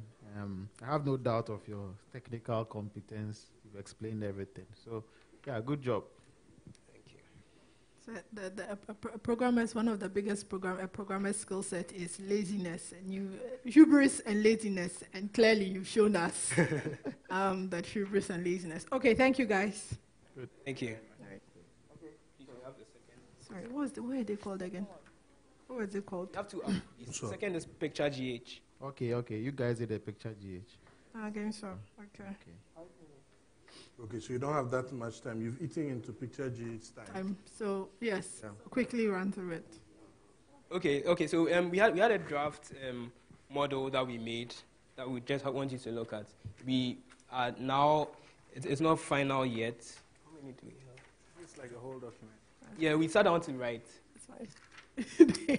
They clearly want to show they put in effort, right? So they have a financial plan. Is that what, technical document or It's financial? not a technical, it's a financial document with the projections. So please have a look at it. It's not perfect. I know. At least you sat down. Yes, please. Write it. Okay, send me a soft copy. Basically, you please. That is, but then I think you guys Cost you gave game swap. Yeah, we're looking at ads, the ad section. So you realize that the values change slightly, but they're not exactly the same. Okay. It's the same values. So you talk about low barrier to entry. Well, I see they've got industry analysis and the things that they're going to deal with. Okay, go on, quickly. Yeah, so basically, Picture GH2, we adopted a similar model, worst case scenario. Since we are using advertisements, it still uses the impressions. We still started with 100 and then moved to 200 and then 400 over a 3-year span. And the values we got were quite close. This is not the final values, since we'll still undergo some little research and then see what we can do to improve upon it. We would like to move into the source code section. Before we move to the source code, or whilst I'm doing that, we also realize that puzzle games, using our research, puzzle games actually get a lot of users to spend time in them. That is what we are targeting. Spend time in the app, get stuck, and we will make money. Brilliant. Yes, please. So this was built using native, though. Picture GH was native. Why? So at the time, we had wanted, ideally, in an ideal world, I wanted to do everything native, right? Mm-hmm. But then we looked at strengths and weaknesses of apps based on whether or not you are doing it native or you are doing it hybrid, right? And then for speed, and we were looking at speed, UI. But this is simple game enough, easily to be done hybrid, and then you just port it on other platforms. Yes. In the beginning, I have both skill sets. So I started it in Android and went you continue. Java. Yes. So the main purpose of this app, again, if anything, this has more portability. We're looking at using frameworks like Butterknife, Dagger, Hugo to add dependency injection, so that you wouldn't need to take away a module and have to let your app break. Like you actually manage your dependencies well. We use something like Bolt so that we can get promises into our application, right? So our main application,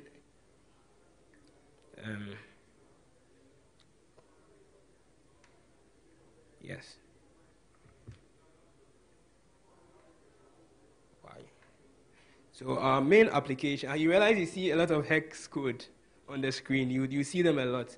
We realized that converting some of the values or the strings that were recurrent in our app that didn't really change to hex made the app significantly faster, especially when you're using so much text. You can just, so long as it's not really changing, you can convert all of them to hex and use them. So that's it. So these are like changes that we made to the app after the presentation. How significant was the change? So loading time increased by about 20%. It's reduced by about 20%. And even the rate at which the ads showed, even though you had to make an internet connection, reduced by 5-10%, which I think is very significant. Yeah. Yes. So our game application, the Java file is the home of the application, right? That's where our app is initialized. And then we have other functions that call external services and core services, as we named them. The external services have things like shared lists. We'd want to be able to know when the last time you opened the app was, how long has the app been open? Personally, we are using that for analytics to know where users play the most or which level they get stuck on the most. so that we can show how we show the ads. If you are inactive for 30 seconds, show an ad. When was the last time you opened the app? Last 2 days. We can be able to tell that like user tendencies with things like the scheduler. Are these new features you added since the last time, or is it? No, this was there. This was there in the code. Yes. So we have things like so our core services. We have our levels, how we get the levels, how we pass them. Can you scroll up a little bit? Okay.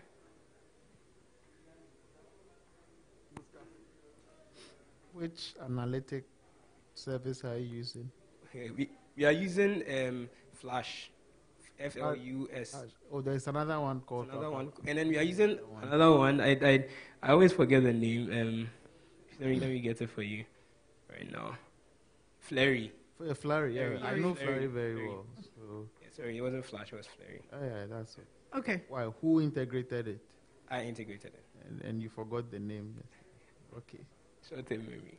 Okay. All right. Thank you very much. Thank you very much too. Do you have anything else? We'll give you another 20 seconds to run. What was a new feature you added? So the new feature was load time. Load time. Like reducing load time. You would, if you had both versions, you would recognize slight lags with the app. Yeah. Picture GH. Yeah, we've seen it. All right, it's making it faster. Okay, thank you guys. Thank you very much. You clearly know that your financial and marketing projection they don't. was just a Enjoy even more Facebook sessions with MTN free after work. Now, talk for 1 minute and enjoy free Facebook for the rest of the day. And you still only pay for the first minute. The rest is free. Dial *315# to sign up now. Terms and conditions apply. MTN, everywhere you go. 4G is non-stop music.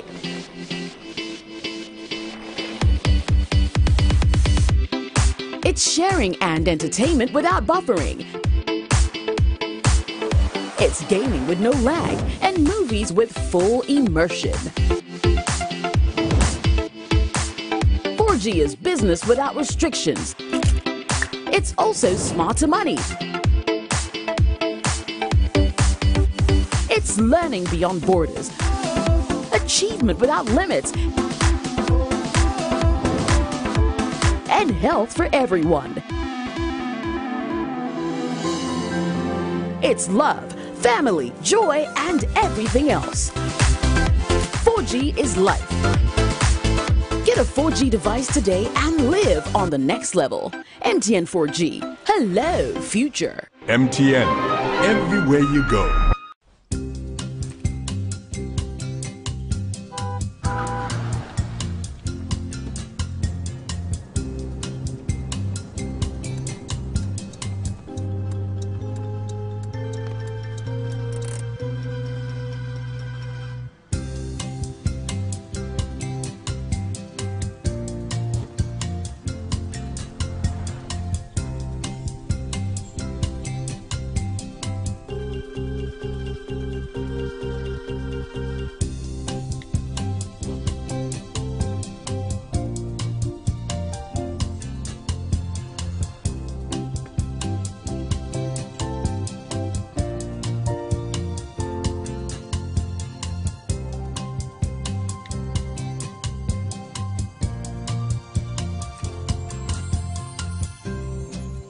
Life is better with MTN Mobile Money. It's easy, fast, and super convenient. Experience the new world of better money. Hey, got some smart ideas that can change the world? Gear up! MTN Apps Challenge version 4.0 is here. You could change the way we play games, create characters that come to life, and make everyday life more interactive and easier. There is a total of 300,000 Ghana cedis in cash, 4G devices, and many other prizes to be won. Develop a concept for a mobile app or a video animation. Don't go to the code. Talk to us about what has changed first before you start. Okay. So first of all, telecare is a. Come to the podium. Oh, you have the doctor app, no? So we are Team Telecare. On-demand doctor. Eh? Yes. We are Team Telecare. I'm Foster. This is Sam Davies, and this is Norris Abuaji.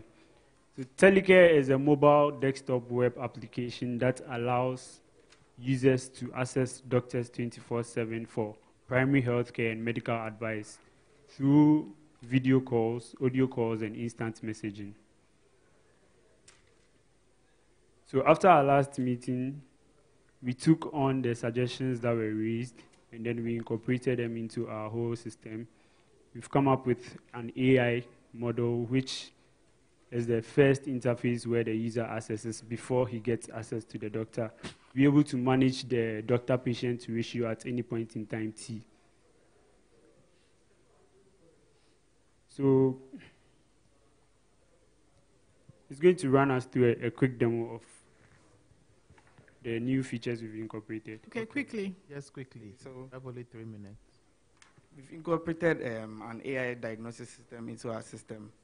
And when you open it for the first time, it introduces itself and tells you how to interface with it. So I'm going to type my symptoms here.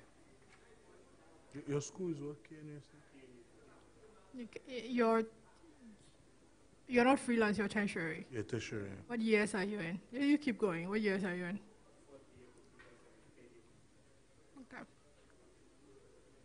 Okay, so when I'm done, it asks me follow-up questions. It's asking me my age, so I'll enter my age. So now you've got an AI that allows you to give symptoms, and it tells you this might be wrong with you. Yeah. And then what else does it tell you? Does it tell you who to possibly talk to? Yeah. Let me finish. Yeah or yeah. Yes. Okay, Yes. so it's Then what does it do after it's diagnosed your disease? This is just to give you sort of like. So after it diagnoses your disease, it gives you suggestions of what is likely to be wrong with you, and then more information. Clicking on more information will take you to. It doesn't connect you with a doctor after that. It just tells you you might be dying of cancer, and then that's it. No, but Not necessarily. it just I just want to understand. It just tells you your symptoms. It just tells you what you possibly, and doesn't connect with any other functionality. I just want to understand. Yet. It's fair enough. Just okay. That's one new functionality. What's in? So from the word go here, you can get your disease.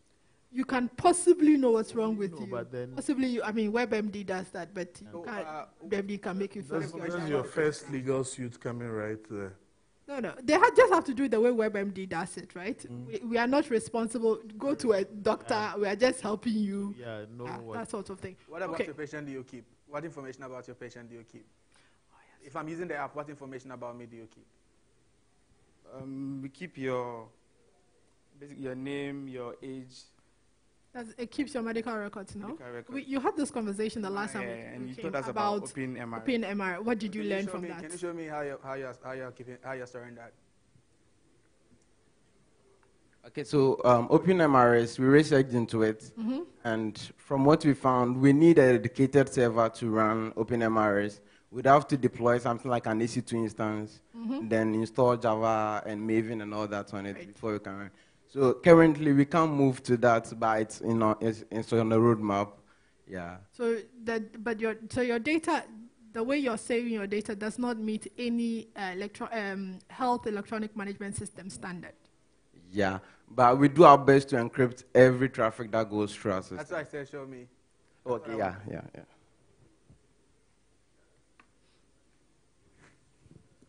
Okay, so this is the table that stores the user's allergies, and you can see the allergies here. So when you are talking with the doctor, and the doctor goes to your profile, we'll load all your allergies from here. Wait, where is this table supposed to be? Because I see it in plain text. It's the chat that is encrypted right now. The chat is encrypted. But my medical records, if I've got diabetes and it's not encrypted. Yeah, right now it's not encrypted. Yeah, this is the problem with. Anyway, to be honest, in Kolebu, it's in files sitting in somebody's room. But okay, can you show me? You said you do everything you can to encrypt as much as possible. Can I see the code for that part? The code. Yeah, for the part where you do as much as okay, so let's go through this chronologically so that we don't. So they are meant to show us the new features they added, and then come back to So let's just hold on that. Show us the new things you've added beyond the AI that tells me I could possibly have cancer. And then what else have you added? And then we go to sort of the code. So basically, we've added a flow to our sister app, the Telefarm, where the pharmacists will use that one. So right now, when a doctor sends a prescription, it goes to the pharmacy, and the pharmacy can accept it if they have the drug. Or if they don't have the drug, they can also chat with the doctor to do a follow-up, or even chat with the patient. So that one, we've incorporated that one into it. So basically, you've connected to a pharmacy app. Yeah. Okay, what's next? That's it. Those two things. You've connected to a pharmacy app, and then you now have an AI that tells you could possibly be dying. And we also have a fully functioning Linux version, Windows version, a Mac OS X version, and then, yes, and an Android version. Okay, so now show us the code. Start with the question he asked around how you encrypt your data.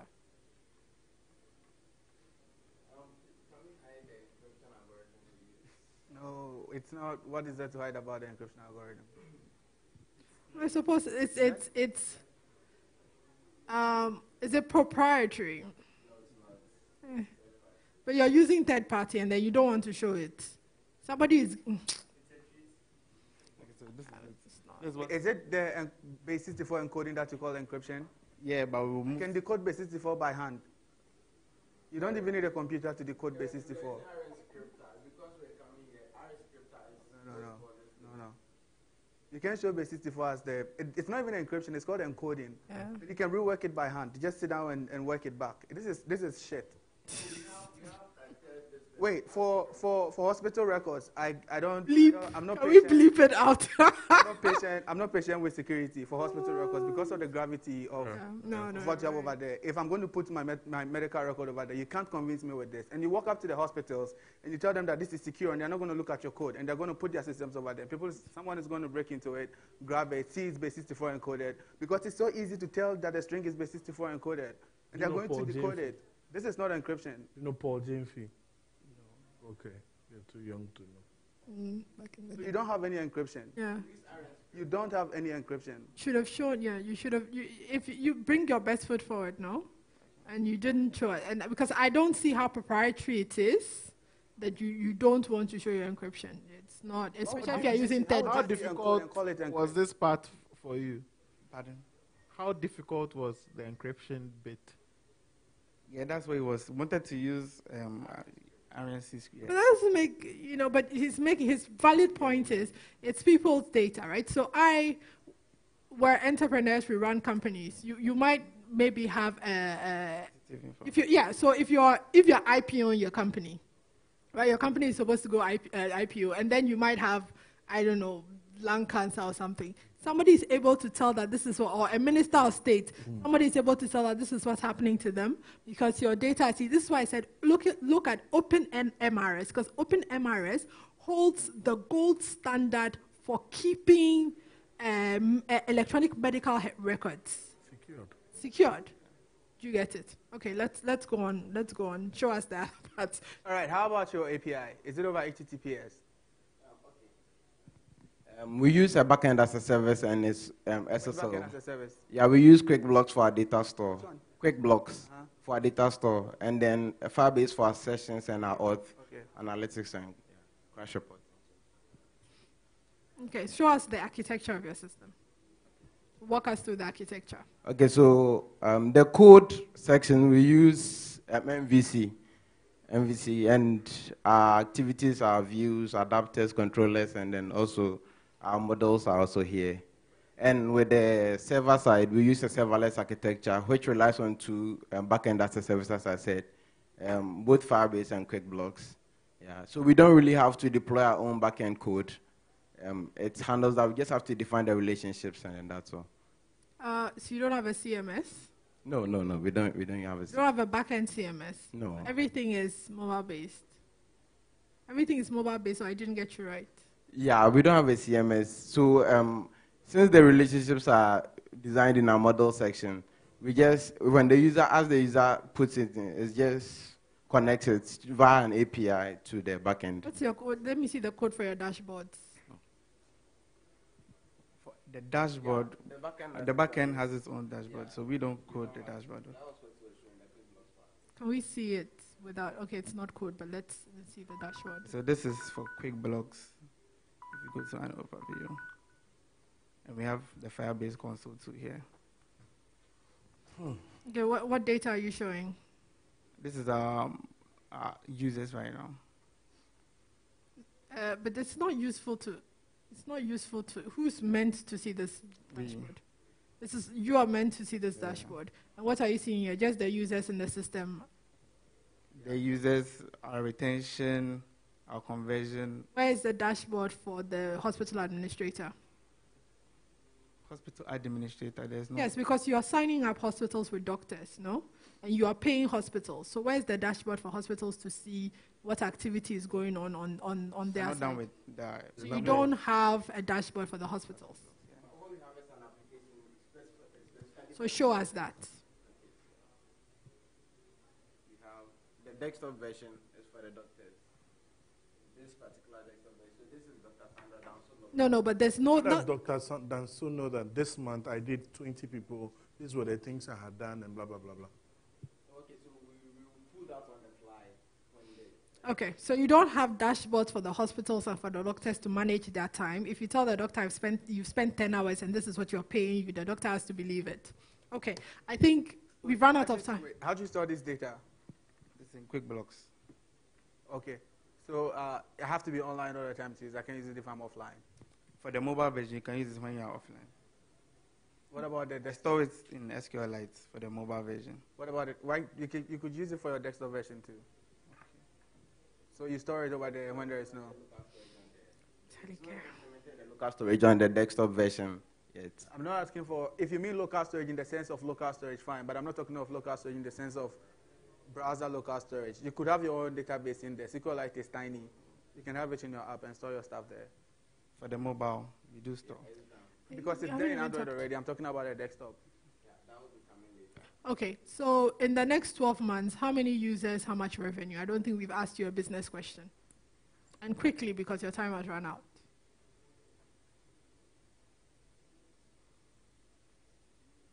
To make a financial projection for the That's next. how they can't remember it. So they've got to go to the chat. Come again. You just show us.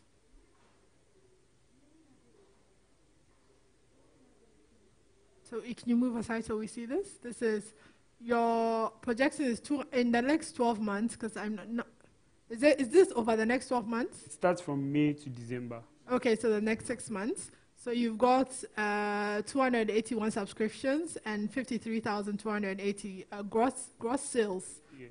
Your profit is 15,000. Yes. Over the next 6 months. Yes. Okay. All right. Thank you.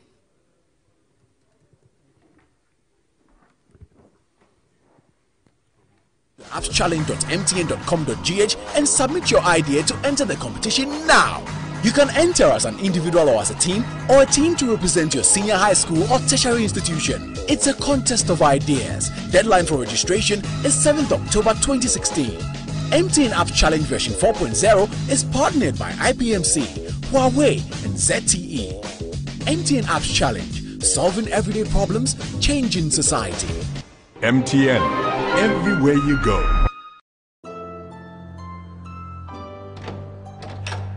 If I don't see this wedding with my own eyeballs, dear, it's not me. Church rise. I just go into the church. Okay, let me connect my earpiece. Now you may. Renano. Yeah.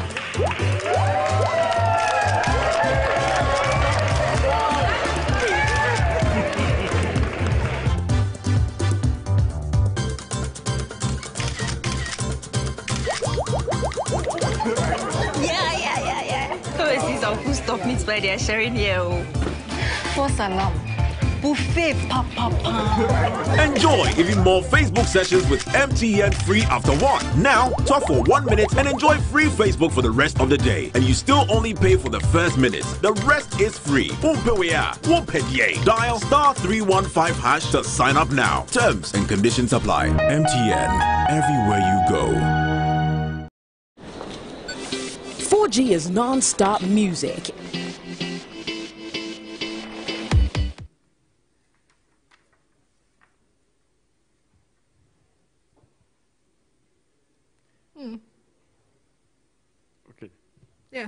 Let's go. Okay, so Come up to the podium. That's where the camera can capture you. okay. All right, so our app is called YouCool, and it's an app that is built to run deliveries within Accra and then Tema. We have a pickup and a drop-off, and then we have other options where you can put in multiple deliveries. The cost comes up automatically, and then the package is also tracked. You know where the rider is or where your package is at any point in time. So basically, that is what the YouCool app is about. That is what YouCool does. So what's happened since you last talked to us? Since the last time, we have had at least 1 or 2 new users since the last time. 1 or 2. Have you Yes. had 2 new users, 3 new users, 1 new user? Be definite. We've had 2 new users. Right. We've done recruitment since then of Recruiting riders. Riders. Yes, riders. Mhm. And then we are also bringing on board motorbike. So you bought 1 new motorbike since you talked to us. No, we haven't bought 1 new motorbike. We have 1 that we are refurbishing to bring on board since then. Okay. Any other questions around just look and feel? Or we should just dive into code? Okay. Hello. Into code. Talk through the architecture before you start showing us functionality, functions. Okay. I don't even think functions make any sense. So the architecture basically, it's the mobile app, which is the client, which talks to the server. Okay. Now, the mobile app serves 3 purposes. Mhm. It's the same app for the customer, it's the same app for the management team, and it's the same app for the riders. Right. So depending on your access level, depending on what you get to see in the app, Mhm. so based on what you what access level you have, that's what you see. So if you're a delivery guy, you'll see only what delivery guys and customers see. But everybody sees what customers see anyway.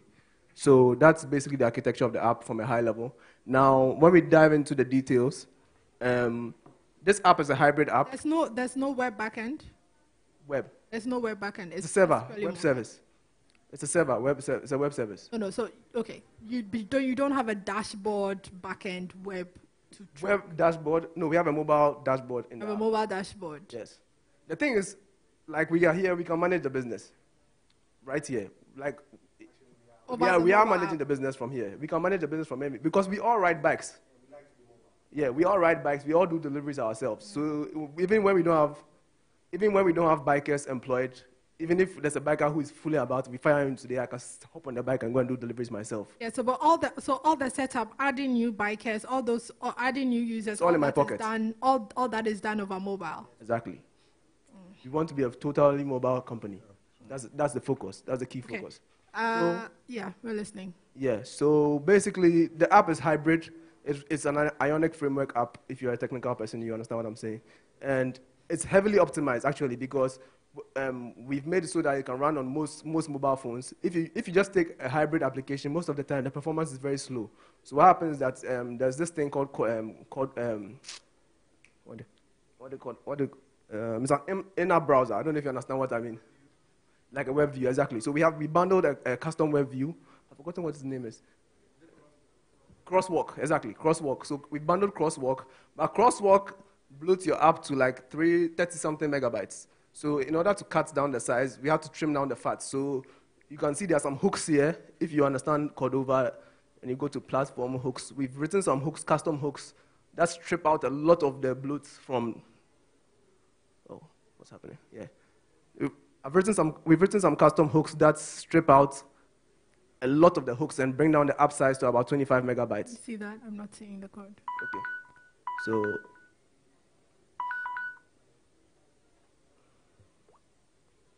yeah, so these hooks compress the JavaScripts and all the files and also like take out a lot of the plugins and stuff that are needed and bundled with the application. They strip all of those things out, and we can save about 10 megabytes of the app size, the APK size.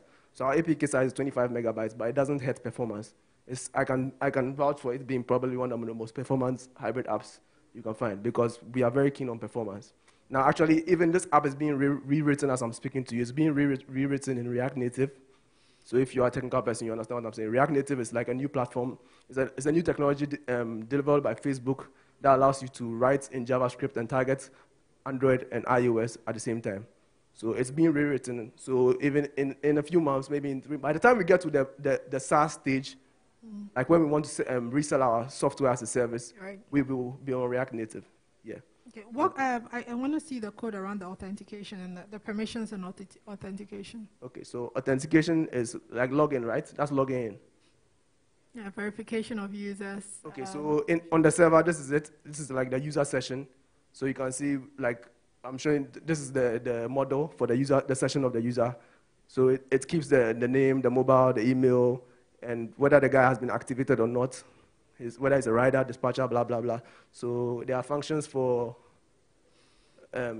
this creates a new user session. It sends a text message to the person's mobile phone. Actually, I was more interested in the permissions, the assigning of permissions. Like assigning permissions? The assigning of permissions and the views that permissions allow, so that the whole functionality around that. Okay, so assigning views, assigning permission view, so that we'll go to templates. So I think that is, which template is that? Users. I think that will be uCoolers. Yeah, so this is the uCoolers template. So I think mobile, dispatcher. Yeah, so this if you're an admin and you come to the uCoolers view, it allows you to set the person as a rider. As you can see, this is a what do they call it? A check thing. You just take it and then you set the guy as a dispatcher or a rider. Then you submit it. So yeah, but your dispatcher has access to certain views. Actually, no. I'm actually the only one who has that access. I'm an admin. There's an admin before there's a dispatcher, before there's a rider. It's no. I'm interested in the permissions module, right? So if a dispatcher has access to view 1, view 2, view 3, is that what you're showing me here? You're just showing me how you assign to them. Right? Yes, exactly. But I showed you the permissions, and that was on the server. That's what I showed you before. You go back. I didn't. Okay, so the permissions are usually in the user session. Like the session is one session, and it controls whether you're a user or whatever you are. And you can see here in the model, there are Boolean values that set whether it's a rider, it's dispatcher, it's uCooler. Is uCooler basically means you are like a dispatcher, one of us. I don't think you're understanding what I'm saying. Okay. So within your session, okay, so when you sign up, you're identified as you sign up, you're just a customer. Like if you sign up to the app, right? Yeah, so if you sign up a person, they are meant to be a dispatcher, right? And they have access to X number of views. That's what you explained. No. Anybody who, like if you come and you're employed to UCO, you just take the app and you log in like anybody else. Right. Now what happens is that I grant you extra access level by going to the view I just showed you, and I set you as a rider or a dispatcher, and I elevate your access level. Okay. So anybody, actually any of you, I can set on any of you right now as a rider or as a dispatcher. Level, and so then I can see exactly what the rider can see, what the dispatcher can see. So if I want, if Yao has the app, he just has to tell me his phone number. I just enter his number on my phone, and I give him dispatcher access level. He'll start seeing all the deliveries going through the system.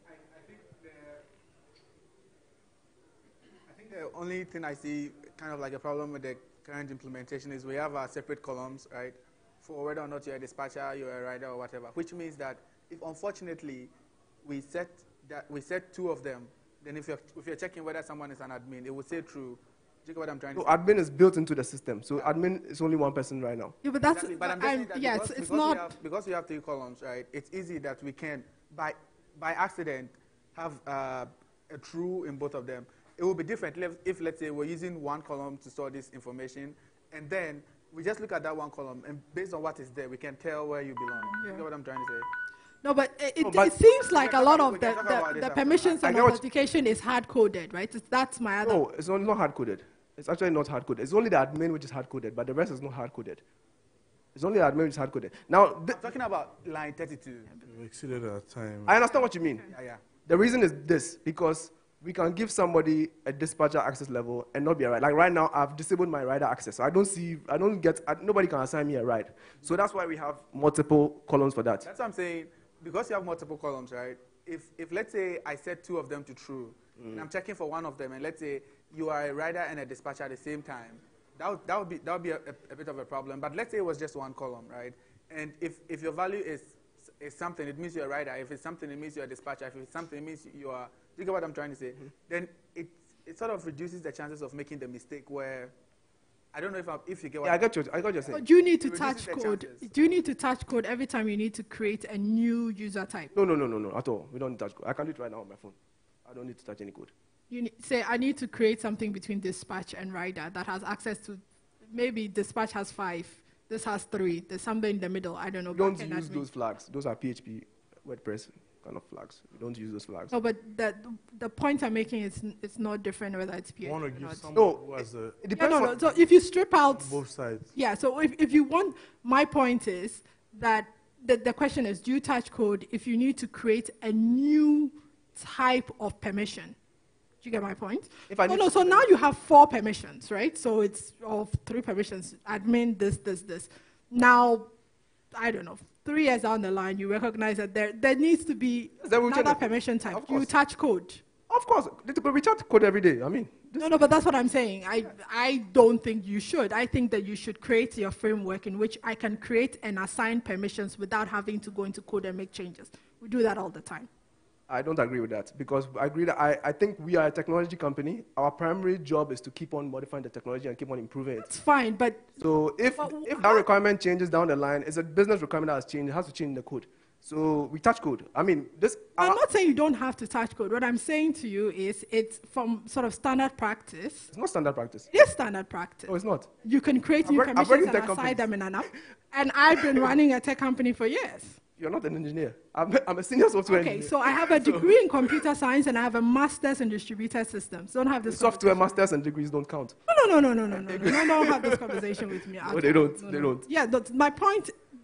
you don't understand my point. My point is your point. You can create a framework in which adding permissions and adding views does not require you to touch code.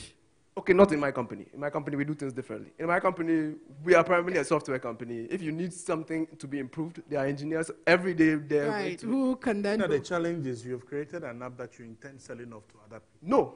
Make use of. To sell the software? No. To make use of. Yeah. So you need to make it as easily accessible as possible without referring back to you. Because other than that, as a software company... Oh, they don't refer back to us. I don't know, maybe you're not... It's not going to be the only development within your software company. So if you hold on to touching code at every point of development, it becomes a problem. I think you guys are not getting it. Yeah, this is not... You don't have to touch code to add a dispatcher. I don't have to touch code to add a rider. I don't have to. That's not what we're asking. That's why I'm saying permissions. No, those permissions all are. You don't do that in your company, which is, I mean, we can argue with this from here to Yazoo, but you don't do that in your company, so that's fine. You guys are not listening to me. I said we don't need to touch code to add a rider. I don't need to touch code to add a dispatcher. If I need to do that, we understand, but that's not the question, right? Okay, sorry. Let's have the. Okay, so my clarifying question is: do you have a web portal? Do you have a web interface to change these settings? Because I want to make sure that... No, it's all mobile. So you're telling me that if you drank a little too much today and you have to... I can explain to you why. Hold on, quick.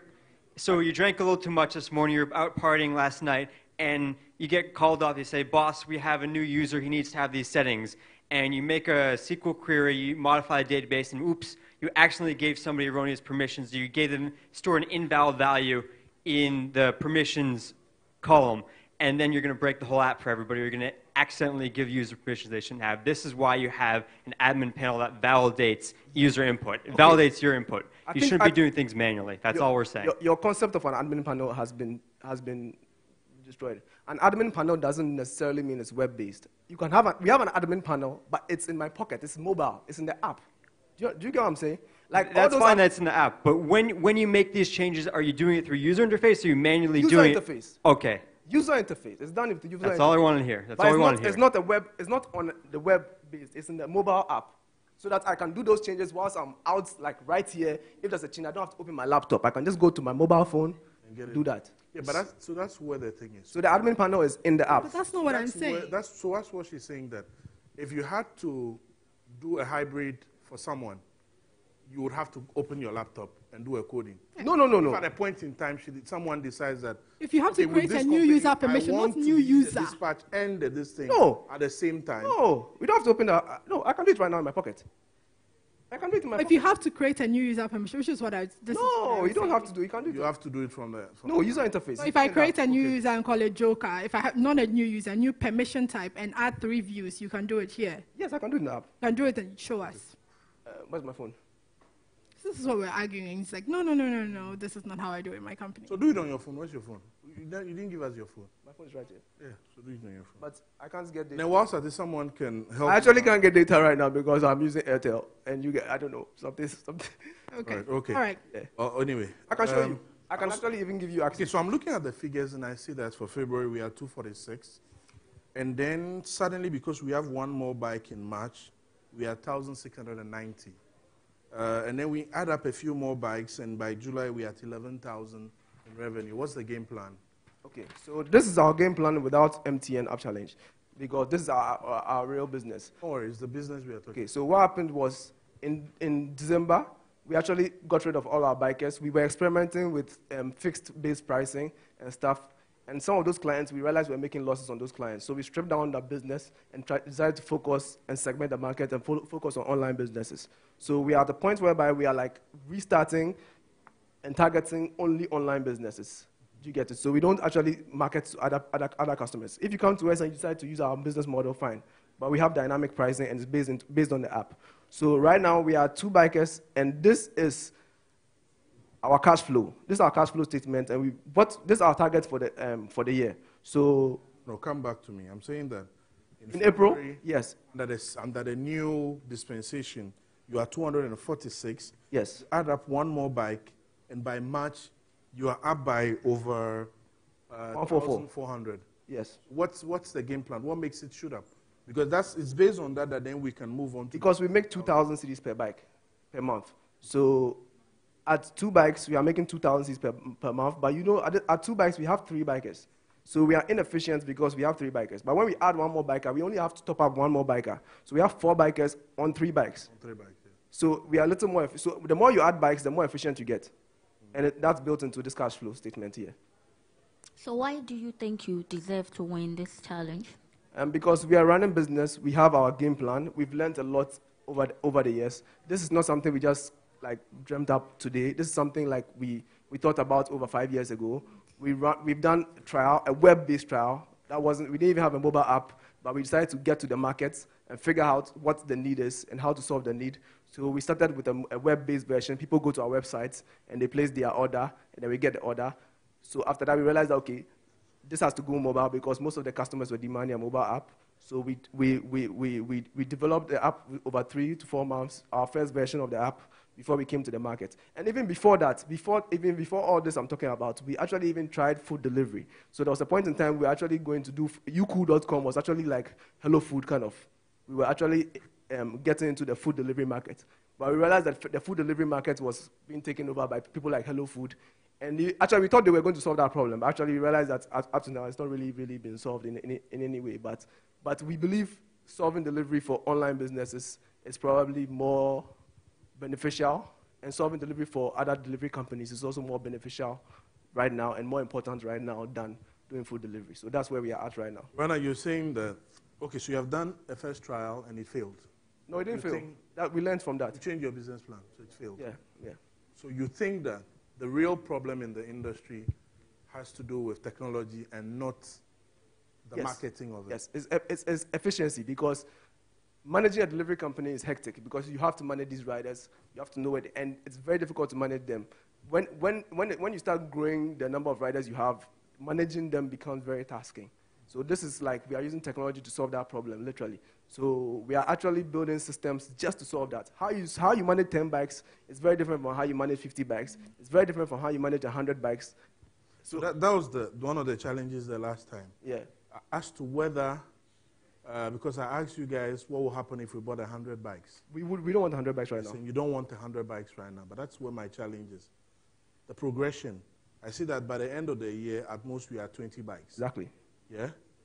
But if we wanted to, okay, so there's a potential. A business investor says, I love what you guys are doing, and I want us to, based on what I have seen, there's a possibility, let's do 50 bikes. We have to scale up engineering because we have to go back and code. We have to scale up engineering because right now I'm like the primary engineer on the team. So like we basically have only one engineer. So if you really want us to get to the point whereby... So that comes back to Ethel's thing. It means that as long as, as long as our engineer is indisposed, we cannot do business. Who is indisposed? I don't understand. The engineer is indisposed. We can't do business. Yeah, he's saying that you have a very high bus factor. If a bus knocks you down, everything. But that's a startup. I mean, no, that's what. See, that's what you should take what Ethel was saying into consideration. You don't run a company solely on the expertise of one person. You have to find a way of delimiting it in a way that it's only in the extreme cases that you come back in. But as it goes, every step of the way, if there will be any, even not major, any change in the business model, you have to get in and code. Yes. Not necessarily, because I don't know if you guys are not getting what a startup is, but a startup primarily is about these risks. Do you get it? Yeah, but the risk... we can't employ... No. We have to be realistic about these things. Engineers are the most expensive... Yes, forget that. You see, what you're doing... Have we not reached the time? We have reached. We have, okay. What you are doing basically is what most startups in technology do wrong. You think you've got the product in your mind based on what people want and not a product that people want. You need to differentiate. Yes. Now you have an excellent idea, but you must be willing to take feedback from people on how, and that's why you failed the first time. No, we didn't fail the first time. You failed the first time because the business model has totally changed. No. What I understand now, we didn't fail. You started off like what? Like what do you call them? The other distribution. Basically, what we did was we decided that for us to build a business that will thrive, we need to get into the market. No matter what it took, we just had to get into the market. Basically, what all of this that you can see is through feedback from basically how the app looks like. So you haven't had. So when you started off, you didn't have a plan. No, we did have a plan. We had a plan to have a mobile app that took care of delivery system and also managed riders alongside. You get me? Bring the two together, bring customers and riders together. Basically, yes, bring customers and riders together. What happened to that plan? And that plan it's in progress. But then you have to. What we are trying to do is build processes. Basically, it's all about processes when you are trying to run a business like this. Because if, let's say, like you're saying, if he's not there, somebody should be able to get into his. And nobody is there to exactly, get into. No, but like, you see, because he's the guy who's doing the coding right now. I'm the CEO of my company, and I'm seated here. Yet business is going on. Exactly. Same thing for us. No, if I was indisposed, business would go on. Yo, but same thing for us right now. But he codes everything. Yes, it's exactly. But any, not major, because that's why not any major. Anything that requires some adjusting of the system requires his input. The system is perfect. The system can manage 10 bikers without me even being there. I can be in Dubai chilling and the company will run. It runs. Not that it will even run, it runs. Like, let me even give you, I'm actually traveling to Lagos on Wednesday. I will not be in the country for 1 month. The business is going to be running. I'm not going to be here. Do you get what I'm saying? So that partner comes and says, I want 20 bikes. Thank you very much. Thank you. All right, thank you very much, too. It is. Well, anyways. You ready to say something? The only thing I had to say is I think you guys are very strong technically. I think you have a good business, but I didn't appreciate your behavior when you were answering questions from the judge and we were answering questions from me. I think you're a little too cocky. And it's like if a cop pulls you over, you say, yes, sir, yes, ma'am. And even if they're wrong, you keep quiet, you listen, you take the feedback, you say thank you. And I wish I heard that from you instead of arguing and insulting. I didn't insult anybody. It's sharing and entertainment without buffering. It's gaming with no lag and movies with full immersion. 4G is business without restrictions. It's also smarter money. It's learning beyond borders, achievement without limits, and health for everyone. It's love, family, joy, and everything else. 4G is life. Get a 4G device today and live on the next level. MTN 4G. Hello, future. MTN. Everywhere you go.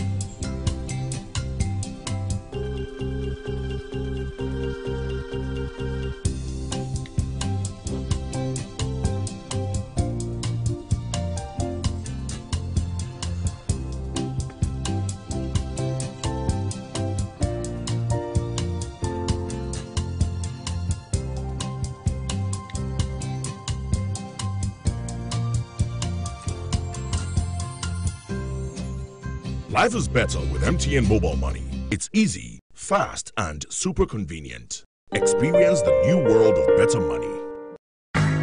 Hey, got some smart ideas that can change the world? Gear up! MTN App Challenge version 4.0 is here. You could change the... 314 is around the corner. Let's give you a brief quickly. So we are expecting you to tell us what has happened since you last came. What you've added, what changes, did you take anything we said into consideration? Has anything changed? New users, new business model, new whatever. And then you talk through, then we'll ask you some questions and then you will go to your code. All right.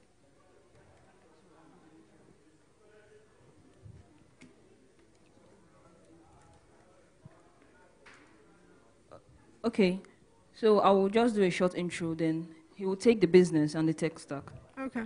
Okay, so it's very interesting that February 14 is around the corner. So, and it's expected of us all to celebrate our relationships, whether it's friendship or team building or expressing love in our marriages.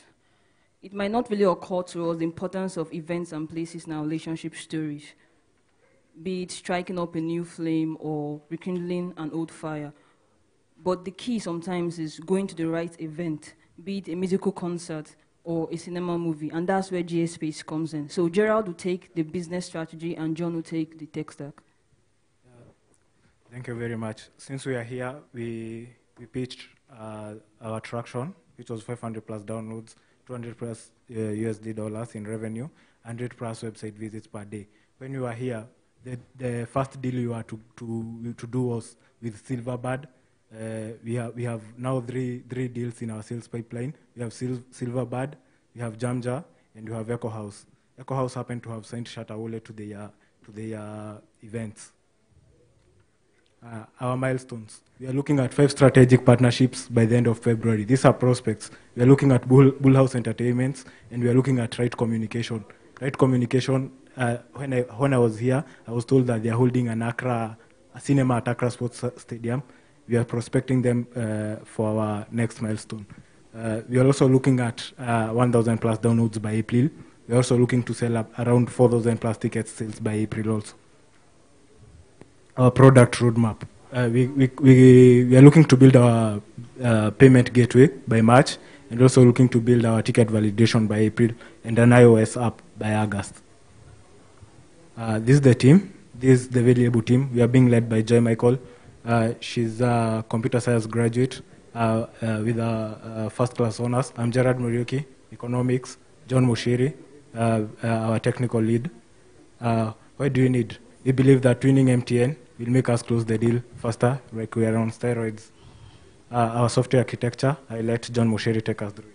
So for the back end, we're using MongoDB for our database. Then I've tried to use Node server.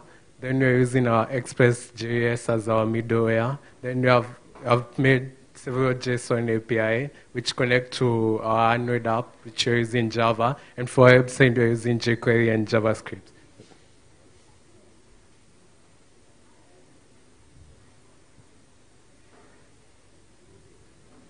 So we have hosted in Heroku for our app. Then see your screen. It's not showing. Hello.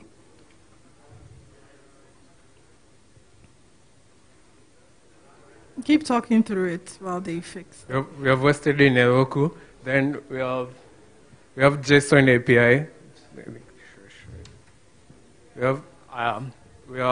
We are using Mongo Lab in Heroku. Then we have passing JSON API. I've made JSON API because of like we are doing with different apps. So that's the Heroku I have hosted. Then we have the JSON API, which that API I've code for both web and mobile. So here is our post request, which is in the website. Then it produces, this is the website, and that is where we add the event. So when you add the event here, they automatically display in the mobile app and in the website. Then we have the Android app, and I've called the API in the Android app, and we use Java for the native app. For analytics, we're using push boots and push notification. Those are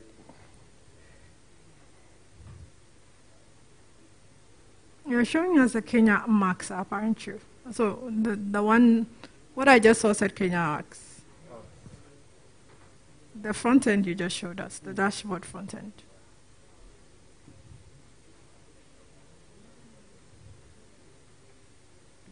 No, the next one. Oh, this one is for the previous analytics. Yeah, but you're using it to show us the analytics, and then you. Sorry. Okay. I think I did open there. So GSPage doesn't have a dashboard yet? We have that dashboard in this one for updating. So that's the dashboard for GSPage? Yeah, this is where you just enter your event, they update automatically in the website and the mobile app using JSON API, which the same JSON API we use to make the iPhone app. Mm. Yeah.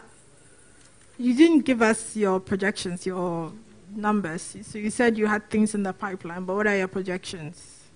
Okay, this is what we are looking at as our projections.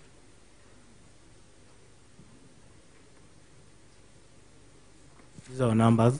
We are looking at a sales of around 120,000. This is whereby we are assuming that there will be five events, whereby we will have an average of 100 people paying around 20 CDs each. That's in our first year, whereby we are also looking at the cost of goods to be around 100 people paying 20. This is the.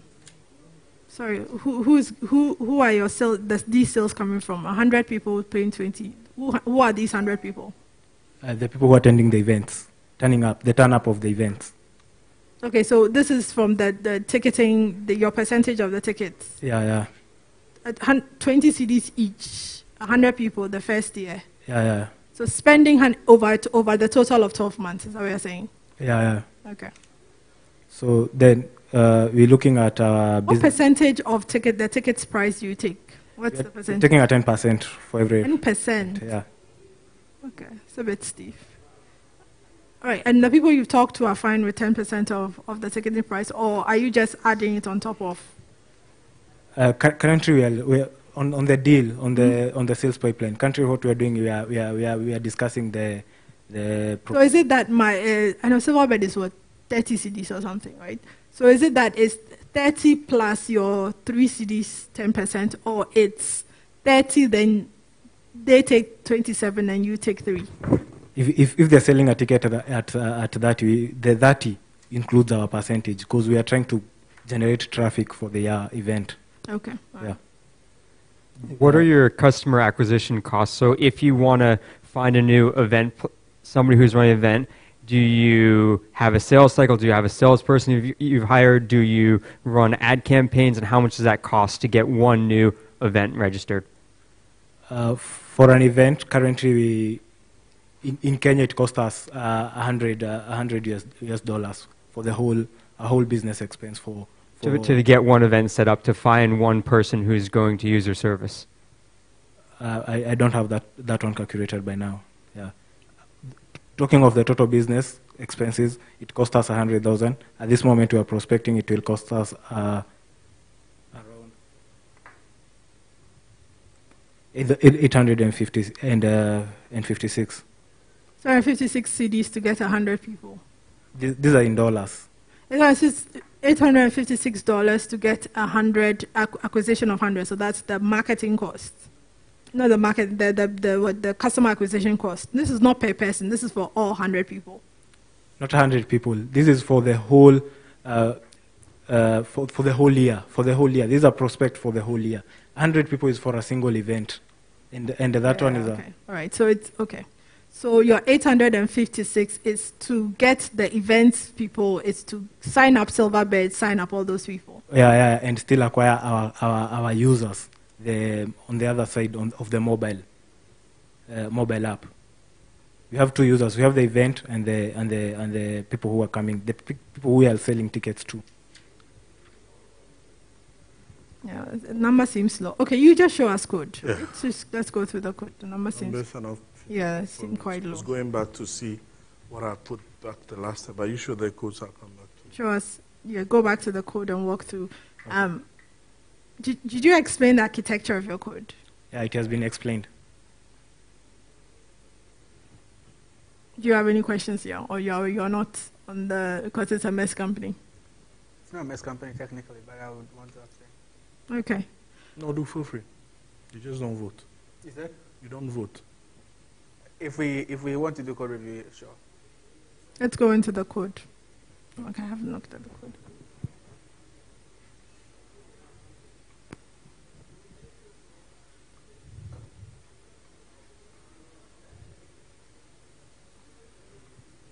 So this is a API, this is a server, the server code, and now I'm doing several post requests. So to the database, which comes straight from the dashboard, and this is the dashboard. Can I see how you store password? Yeah? How you store the user's password? It is encrypted. I want to see it in code.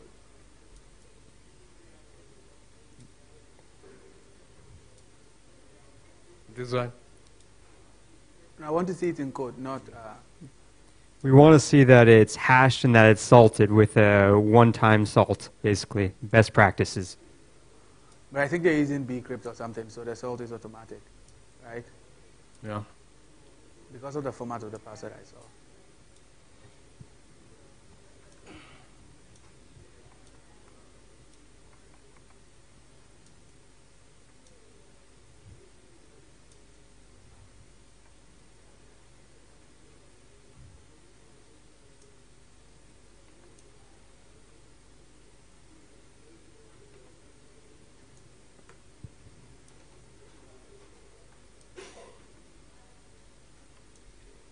When you're done, show us your assignments. Since we asked the people before on how they set up their permissions and authentication, we might as well show us. Yeah. Where is it?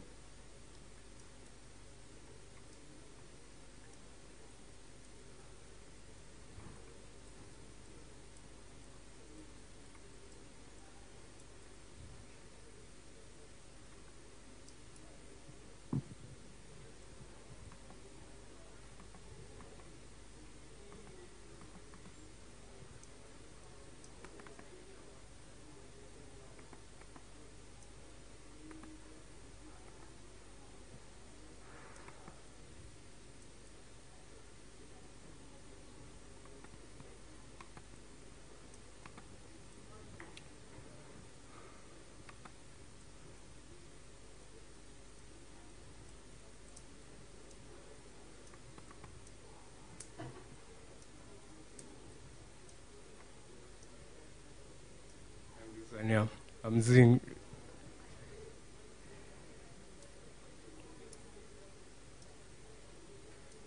Feel free to walk me through it. So I have a module. I have a module which I'm using. The module is here. I'm using query string. That is a string I want to look for string passing. I'm also using session and compress. No, I just want the password part. Don't walk me Password through part. everything. Starting from line 29. So I have is the module I've imported. Require crypto. That is the one I'm using. A random bytes 48. Then I store it in the token. Then I add it in the cookies. That's the cookie there down. And the duration of the cookies. You have 1 minute more. You haven't said anything.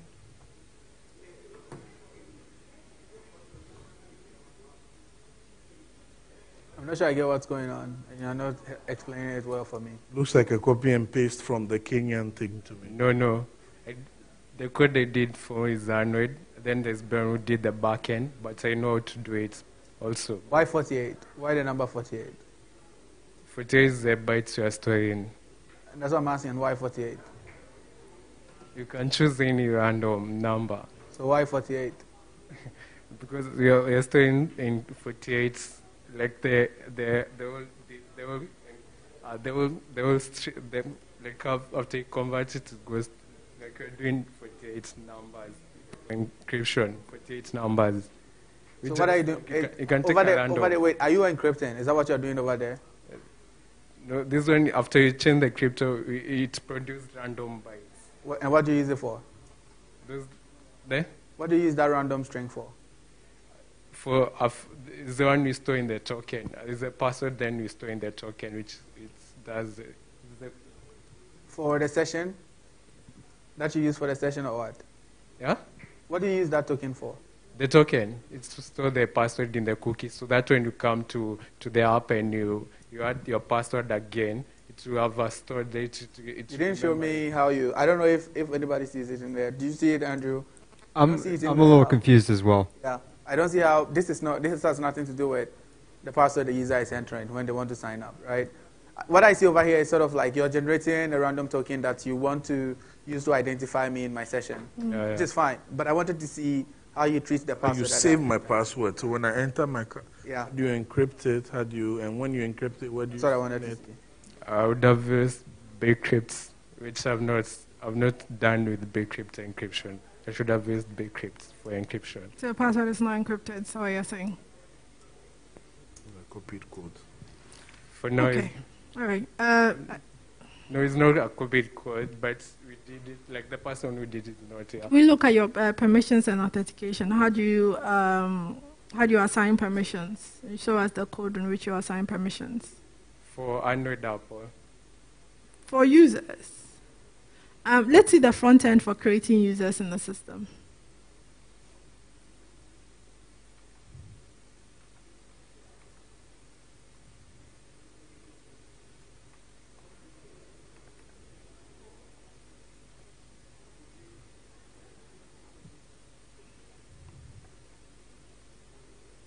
Who created the backend? Who did the coding? It's called Brian. It's called Brian. Yeah. And he's not here. Did the Android app, yeah. Okay. Sure. So you can't really find where it is. I can't find it because I've gone through the code. And where's Brian?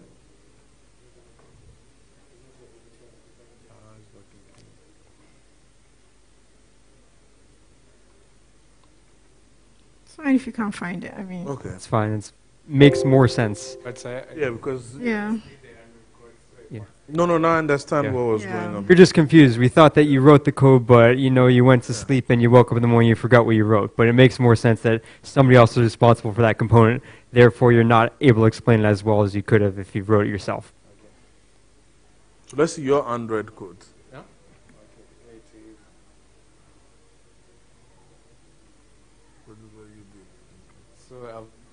so many Java classes. But now, after I get the API, the API up there, I've passed, like I've divided into 3 sessions, events, there's free events, there's gigs, there's social event and networking event. I've also divided the movie session the same way. So different theater will be bringing different movies. So when they come, you go to the movie session, then you have a view of all your movies. So here is the code. How do you upload content? We upload through the website. Here. It automatically, because it's a JSON API, it automatically updates in the app. Yeah. And Android, how do you deserialize the JSON? How do you turn the JSON into a plain old Java object? How do you go from JSON to something that's represented in the user interface? So I used Google Volley to call the. Then I've used several models. Let me show you the models.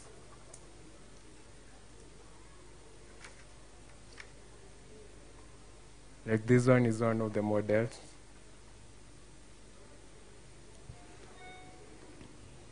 Okay, so I think that you're onto something, like we were saying. But again, the energy and the pitching.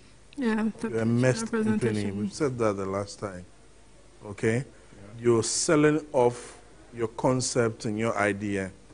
You must give me that energy for me to, to get into what you. Same. You brought down the energy in the room. Yeah. Along with you. Yeah. Okay, guys. All right, so. Thank you. I think I want to make an input in this. As an event organizer, I would want to know how you get your users, on.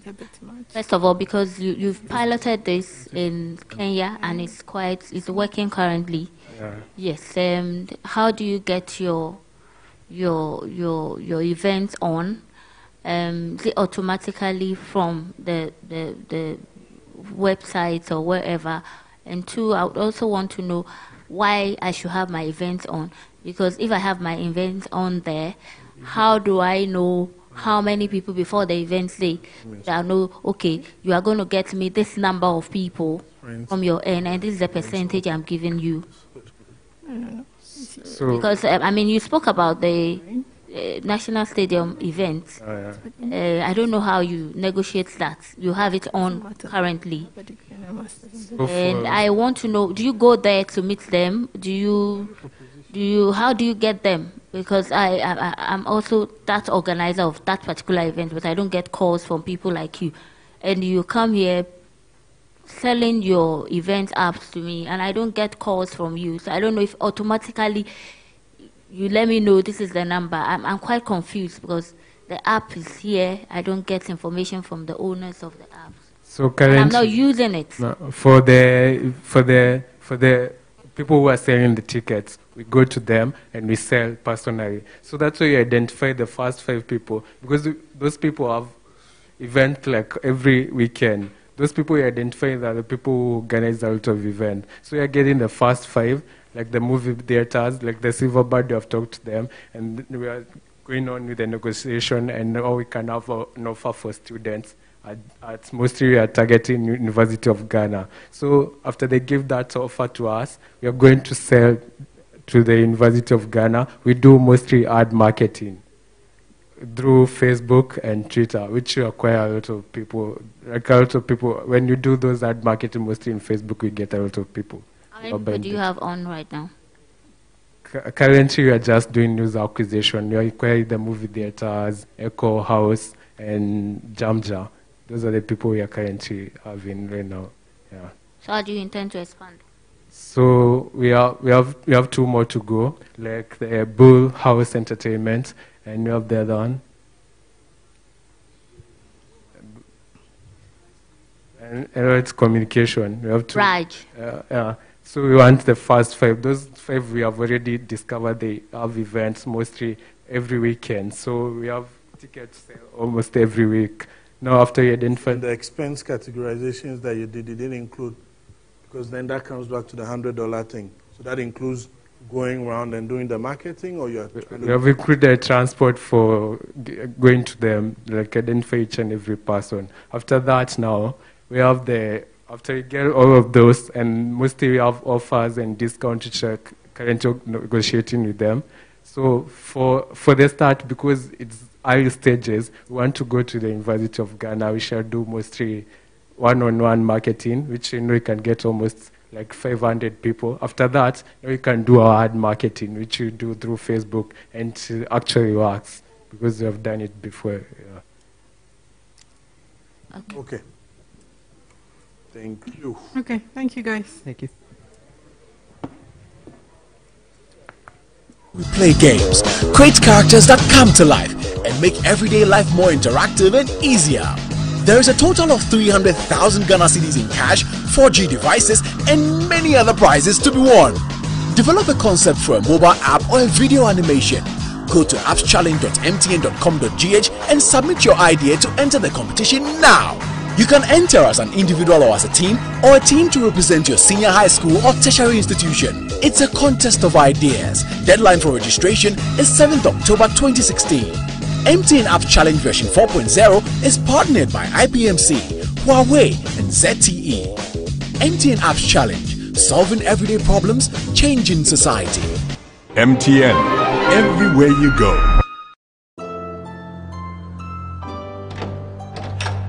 If I don't see this wedding with my own eyeballs, dear, it's not me. Church right. I just go into the church. Okay, let me connect my earpiece. Now you may. Renano.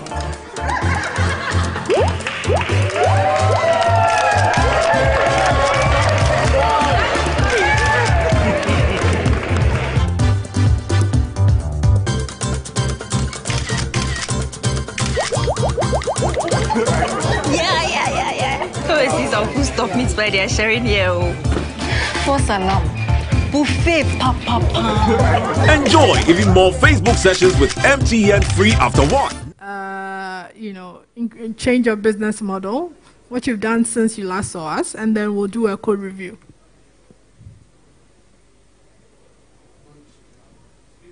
Speak to the mic. Good afternoon. Good afternoon. Yes, my name is Ephraim Tesu Eli. I'm a software developer. My project is Nantis. It's a sales van and distribution management system for managing sales remotely.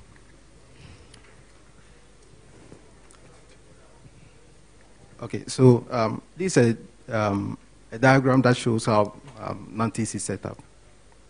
So we have an SQL server. Then we have two web services, one in Node and then the other one in .NET Core. The Node service also serves as a real-time service for the mobile applications.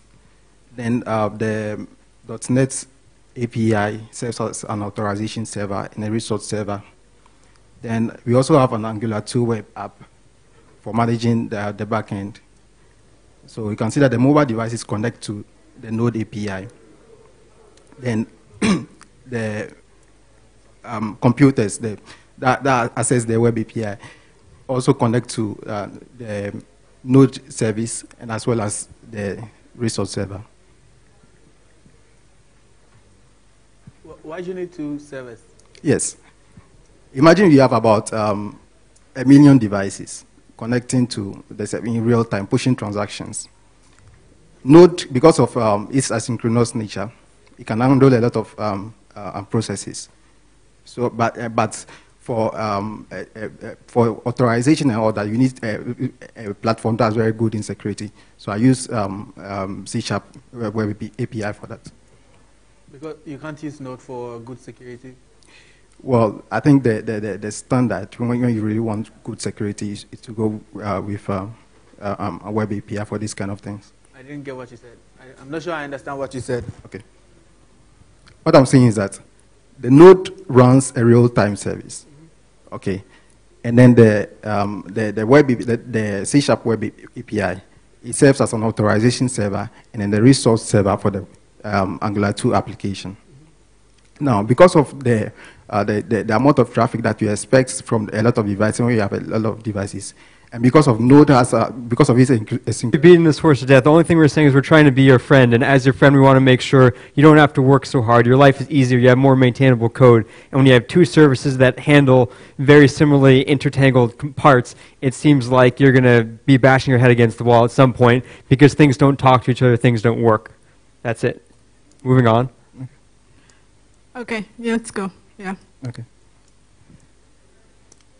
Let's go into your code. Let's go through your code. There's nothing new that has happened since the last time you talked to us. Yes, since the last time I spoke about, we were working on a new client.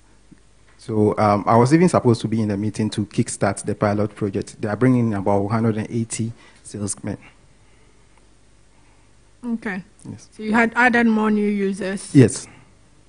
Okay. Show us your code then. Walk through that. I suppose you walk through the architecture. Okay. What's the code?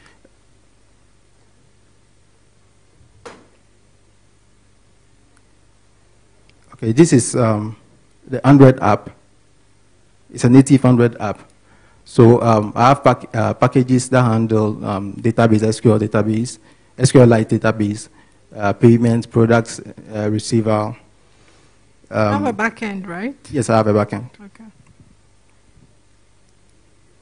For syncing transactions offline, for managing routes. Do you have a nice way to rectify the data that's offline versus the data that's online? If I'm a troublemaker, I have malicious intent, and I make queries to the offline database that don't reflect how things are stored, or they put erroneous information in there. When you try and push to your server, it's going to say, no, that data is bad, I'm not going to take it. And does it get rectified in the client? The client will alert the user that it's unable to upload their transactions. Okay, let me say that because before you do transactions, you first log in. So there's a security feature, then the transactions are also encrypted on the device. And when you make the transactions offline, you need to know, you need to have a token before you even start making transactions. The server. His question is this: I make a lot of changes offline. That is backlogged, right? Okay. And I make other changes online or what? How do you reconcile it? How do you make sure that when you're updating, There's a plug down here if you want to charge your phone, your laptop.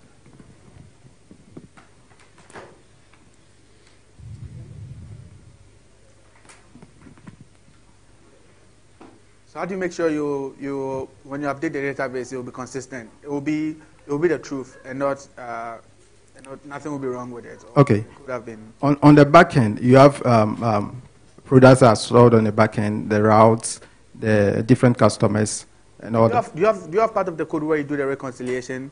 Like you know that this code is coming from offline, and so this is how I'm going to. Yes. Yeah, show us.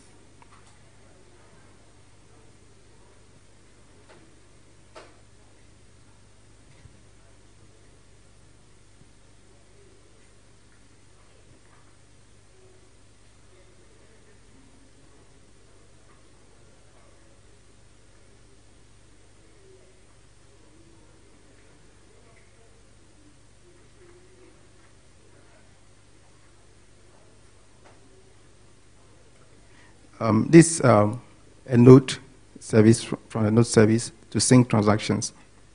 Now, sometimes you do transactions offline, and then when the transactions are done offline, assuming it syncs with the server, and then before the server returns a response, the connection breaks.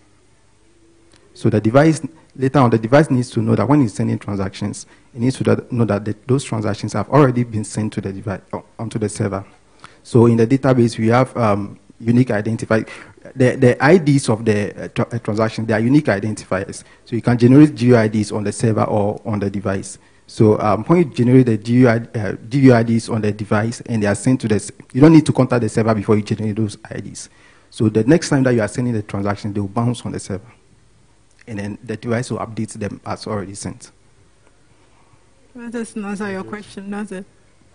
Is that what you're talking about? A reconciliation? A little bit. My concern is that when you design things well, you want to make sure that you're doing validation on the client and you're doing validation on the server. You never assume that the data on the client is valid when you send to the server. Yes. That's the scenario I gave. Like you send the transactions to the server, Then at the point of receiving a response from the server that the transaction is sent, the connection breaks. So if you know, I'm an elite hacker, obviously, I'm brilliant, and I'm able to break I decompile your APK, I figure out how to make calls, and I send bad data that reflects differently than reality. Do you have a way on the server side to say, that data is bad, it doesn't make sense, it doesn't meet up, and we're going to push the client an error and say, bad data, delete that data? Okay. Yes or no? Okay. On the device, that's why I talk about the token authentication first. When you connect, the server sends you a token authentication. All the subsequent requests that you make, you need to present that token. Sure, so I have a token, and then I do bad things. Can you handle that situation currently, yes or no? And then we move on. That's all I want to hear. No. Okay, thank you. Okay, so walk us through your code. Okay. It's quite a distance, so which part do you want me to go through? I suppose you talked about architecture a little bit. I want to see your authentication, your permissions and authentication bit. So authentication is handled on the C# Web API. So let me just pull that one up. There I use a repository pattern.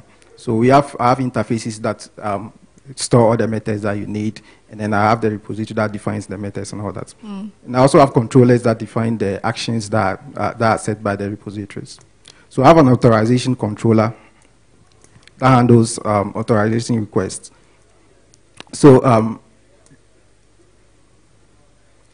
so this is a method that handles username and password authentication. So the client sends a username and password, and then when it comes in and it's verified, it's issued a JSON Web Token. Can I see how you do the verification?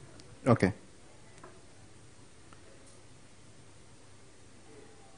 I use OpenID. It's an authorization component that's used in C# applications. Yeah.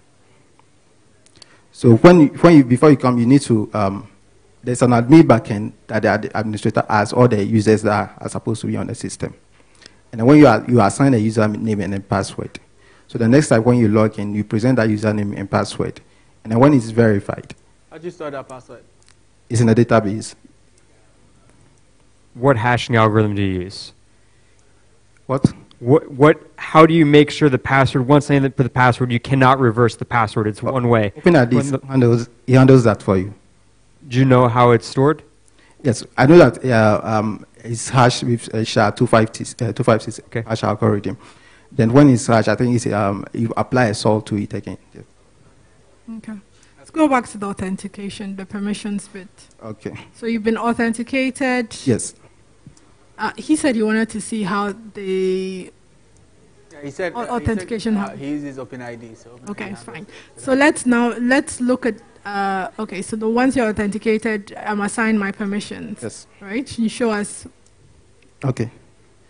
When you are authenticated, the ticket is signed. This is where the JSON Web Token is generated. It's sent back to you then you keep it. The next time you are making the application is making a request on the user. So because you've delegated the application to make a request on your behalf. So the application will present that JSON Web Token. Okay. And then OpenID will decipher that JSON Web Token. And then where does it put it? It's in the database. No. If the client is submitting the token back, where does it put it? When the client is. Yeah, it's submitting the token back. Like if it's on my phone right now. Okay. So when I make a request, my phone is going to return the token. Yes. I presume this is sort of like HTTP, so it's going to go over HTTP. I'm asking, where does the token go? Where does the token go? Is it in the headers? Is it in the URL, or is it in the body of the request? No, it's basic authentication. It's in the header, so we present an authorization server with the JSON Web Token attached to it. So it's basic auth. Yes. Which means it's base64 encoded. Yes. Which means you can work it back by hand. With a pen and paper. Okay. Let me explain. With JSON Web Tokens, it has the principal and. So isn't JSON Web Token? Yes. Okay. Okay, and I think that's industry standard, very safe. Yes. I'm still asking that. Okay, how do you Are your user roles hard coded? No, my user roles are not hard coded. Can you show me from a UI perspective? How UI you create a user role. yeah. Just a minute. Okay.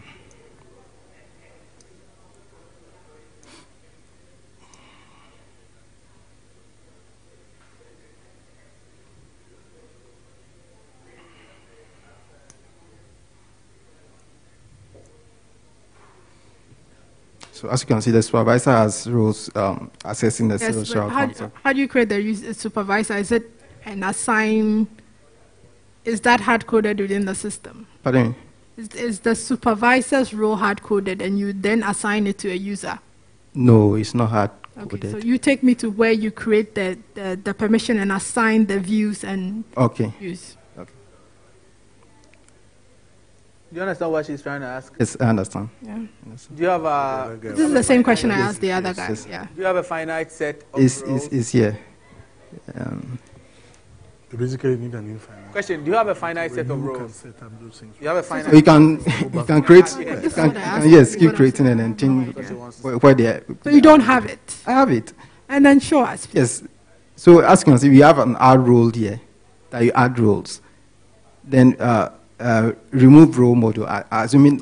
Okay. How do you assign your permission, your views, and then the add and add your CRUD details for a view? Okay. Each of the it's a role-based system. Mhm. So assuming you have access right page, and then you want it's one to many. So a supervisor can have different rights to different pages. That's fine. Okay. But I'm saying show us how it's done. That's just all we're at. Okay. So first of all, you create a role. Mm-hmm. Then you create an app module. The app modules are the different views that you want to access. Mhm. Then you can assign a module to a role. Okay. Okay. And you can also remove. So you're not showing us in the code, no, you're just rem- running through. Okay. First one, add I role. care about that assigning, not the add and remove. I care about the assigning, not the add and remove. Okay.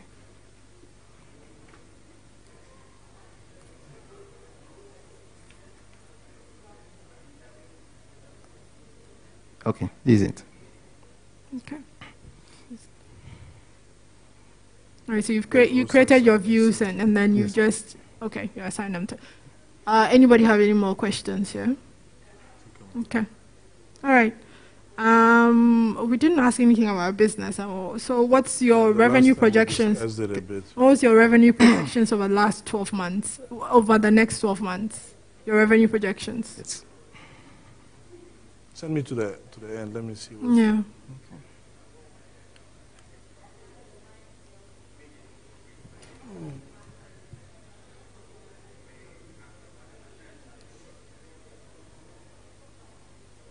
Sorry, we can't.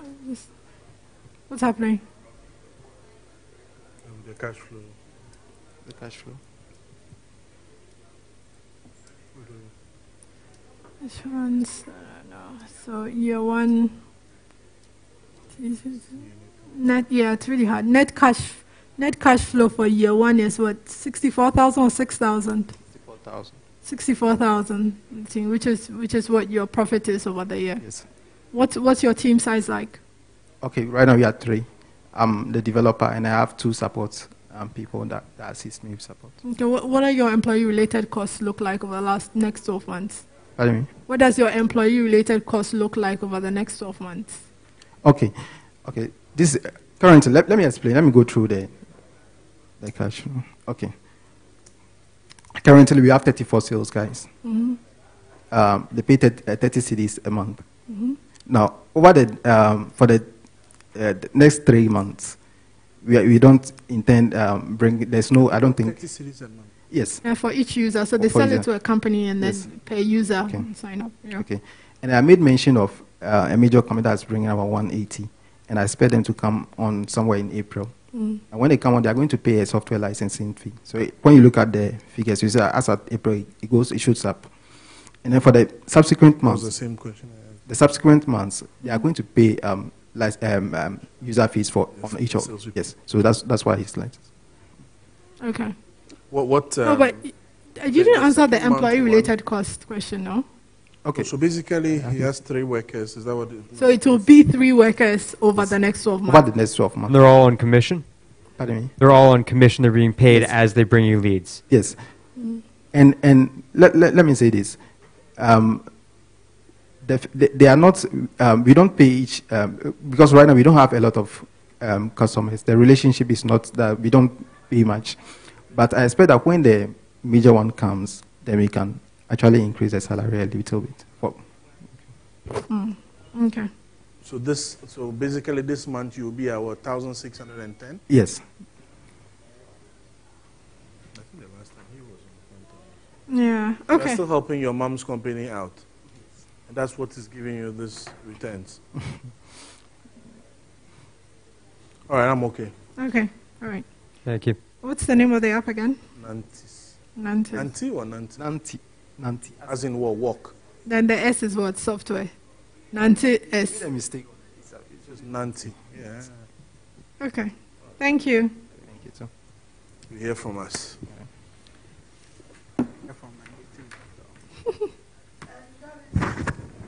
Now, talk for 1 minute and enjoy free Facebook for the rest of the day. And you still only pay for the first minute. The rest is free. Dial *315# to sign up now. Terms and conditions apply. MTN. Everywhere you go.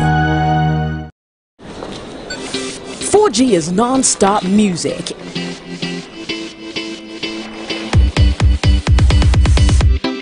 It's sharing and entertainment without buffering. It's gaming with no lag and movies with full immersion. 4G is business without restrictions. It's also smarter money. It's learning beyond borders. Achievement without limits. And health for everyone. It's love, family, joy, and everything else. 4G is life. Get a 4G device today and live on the next level. MTN 4G. Hello, future. MTN. Everywhere you go.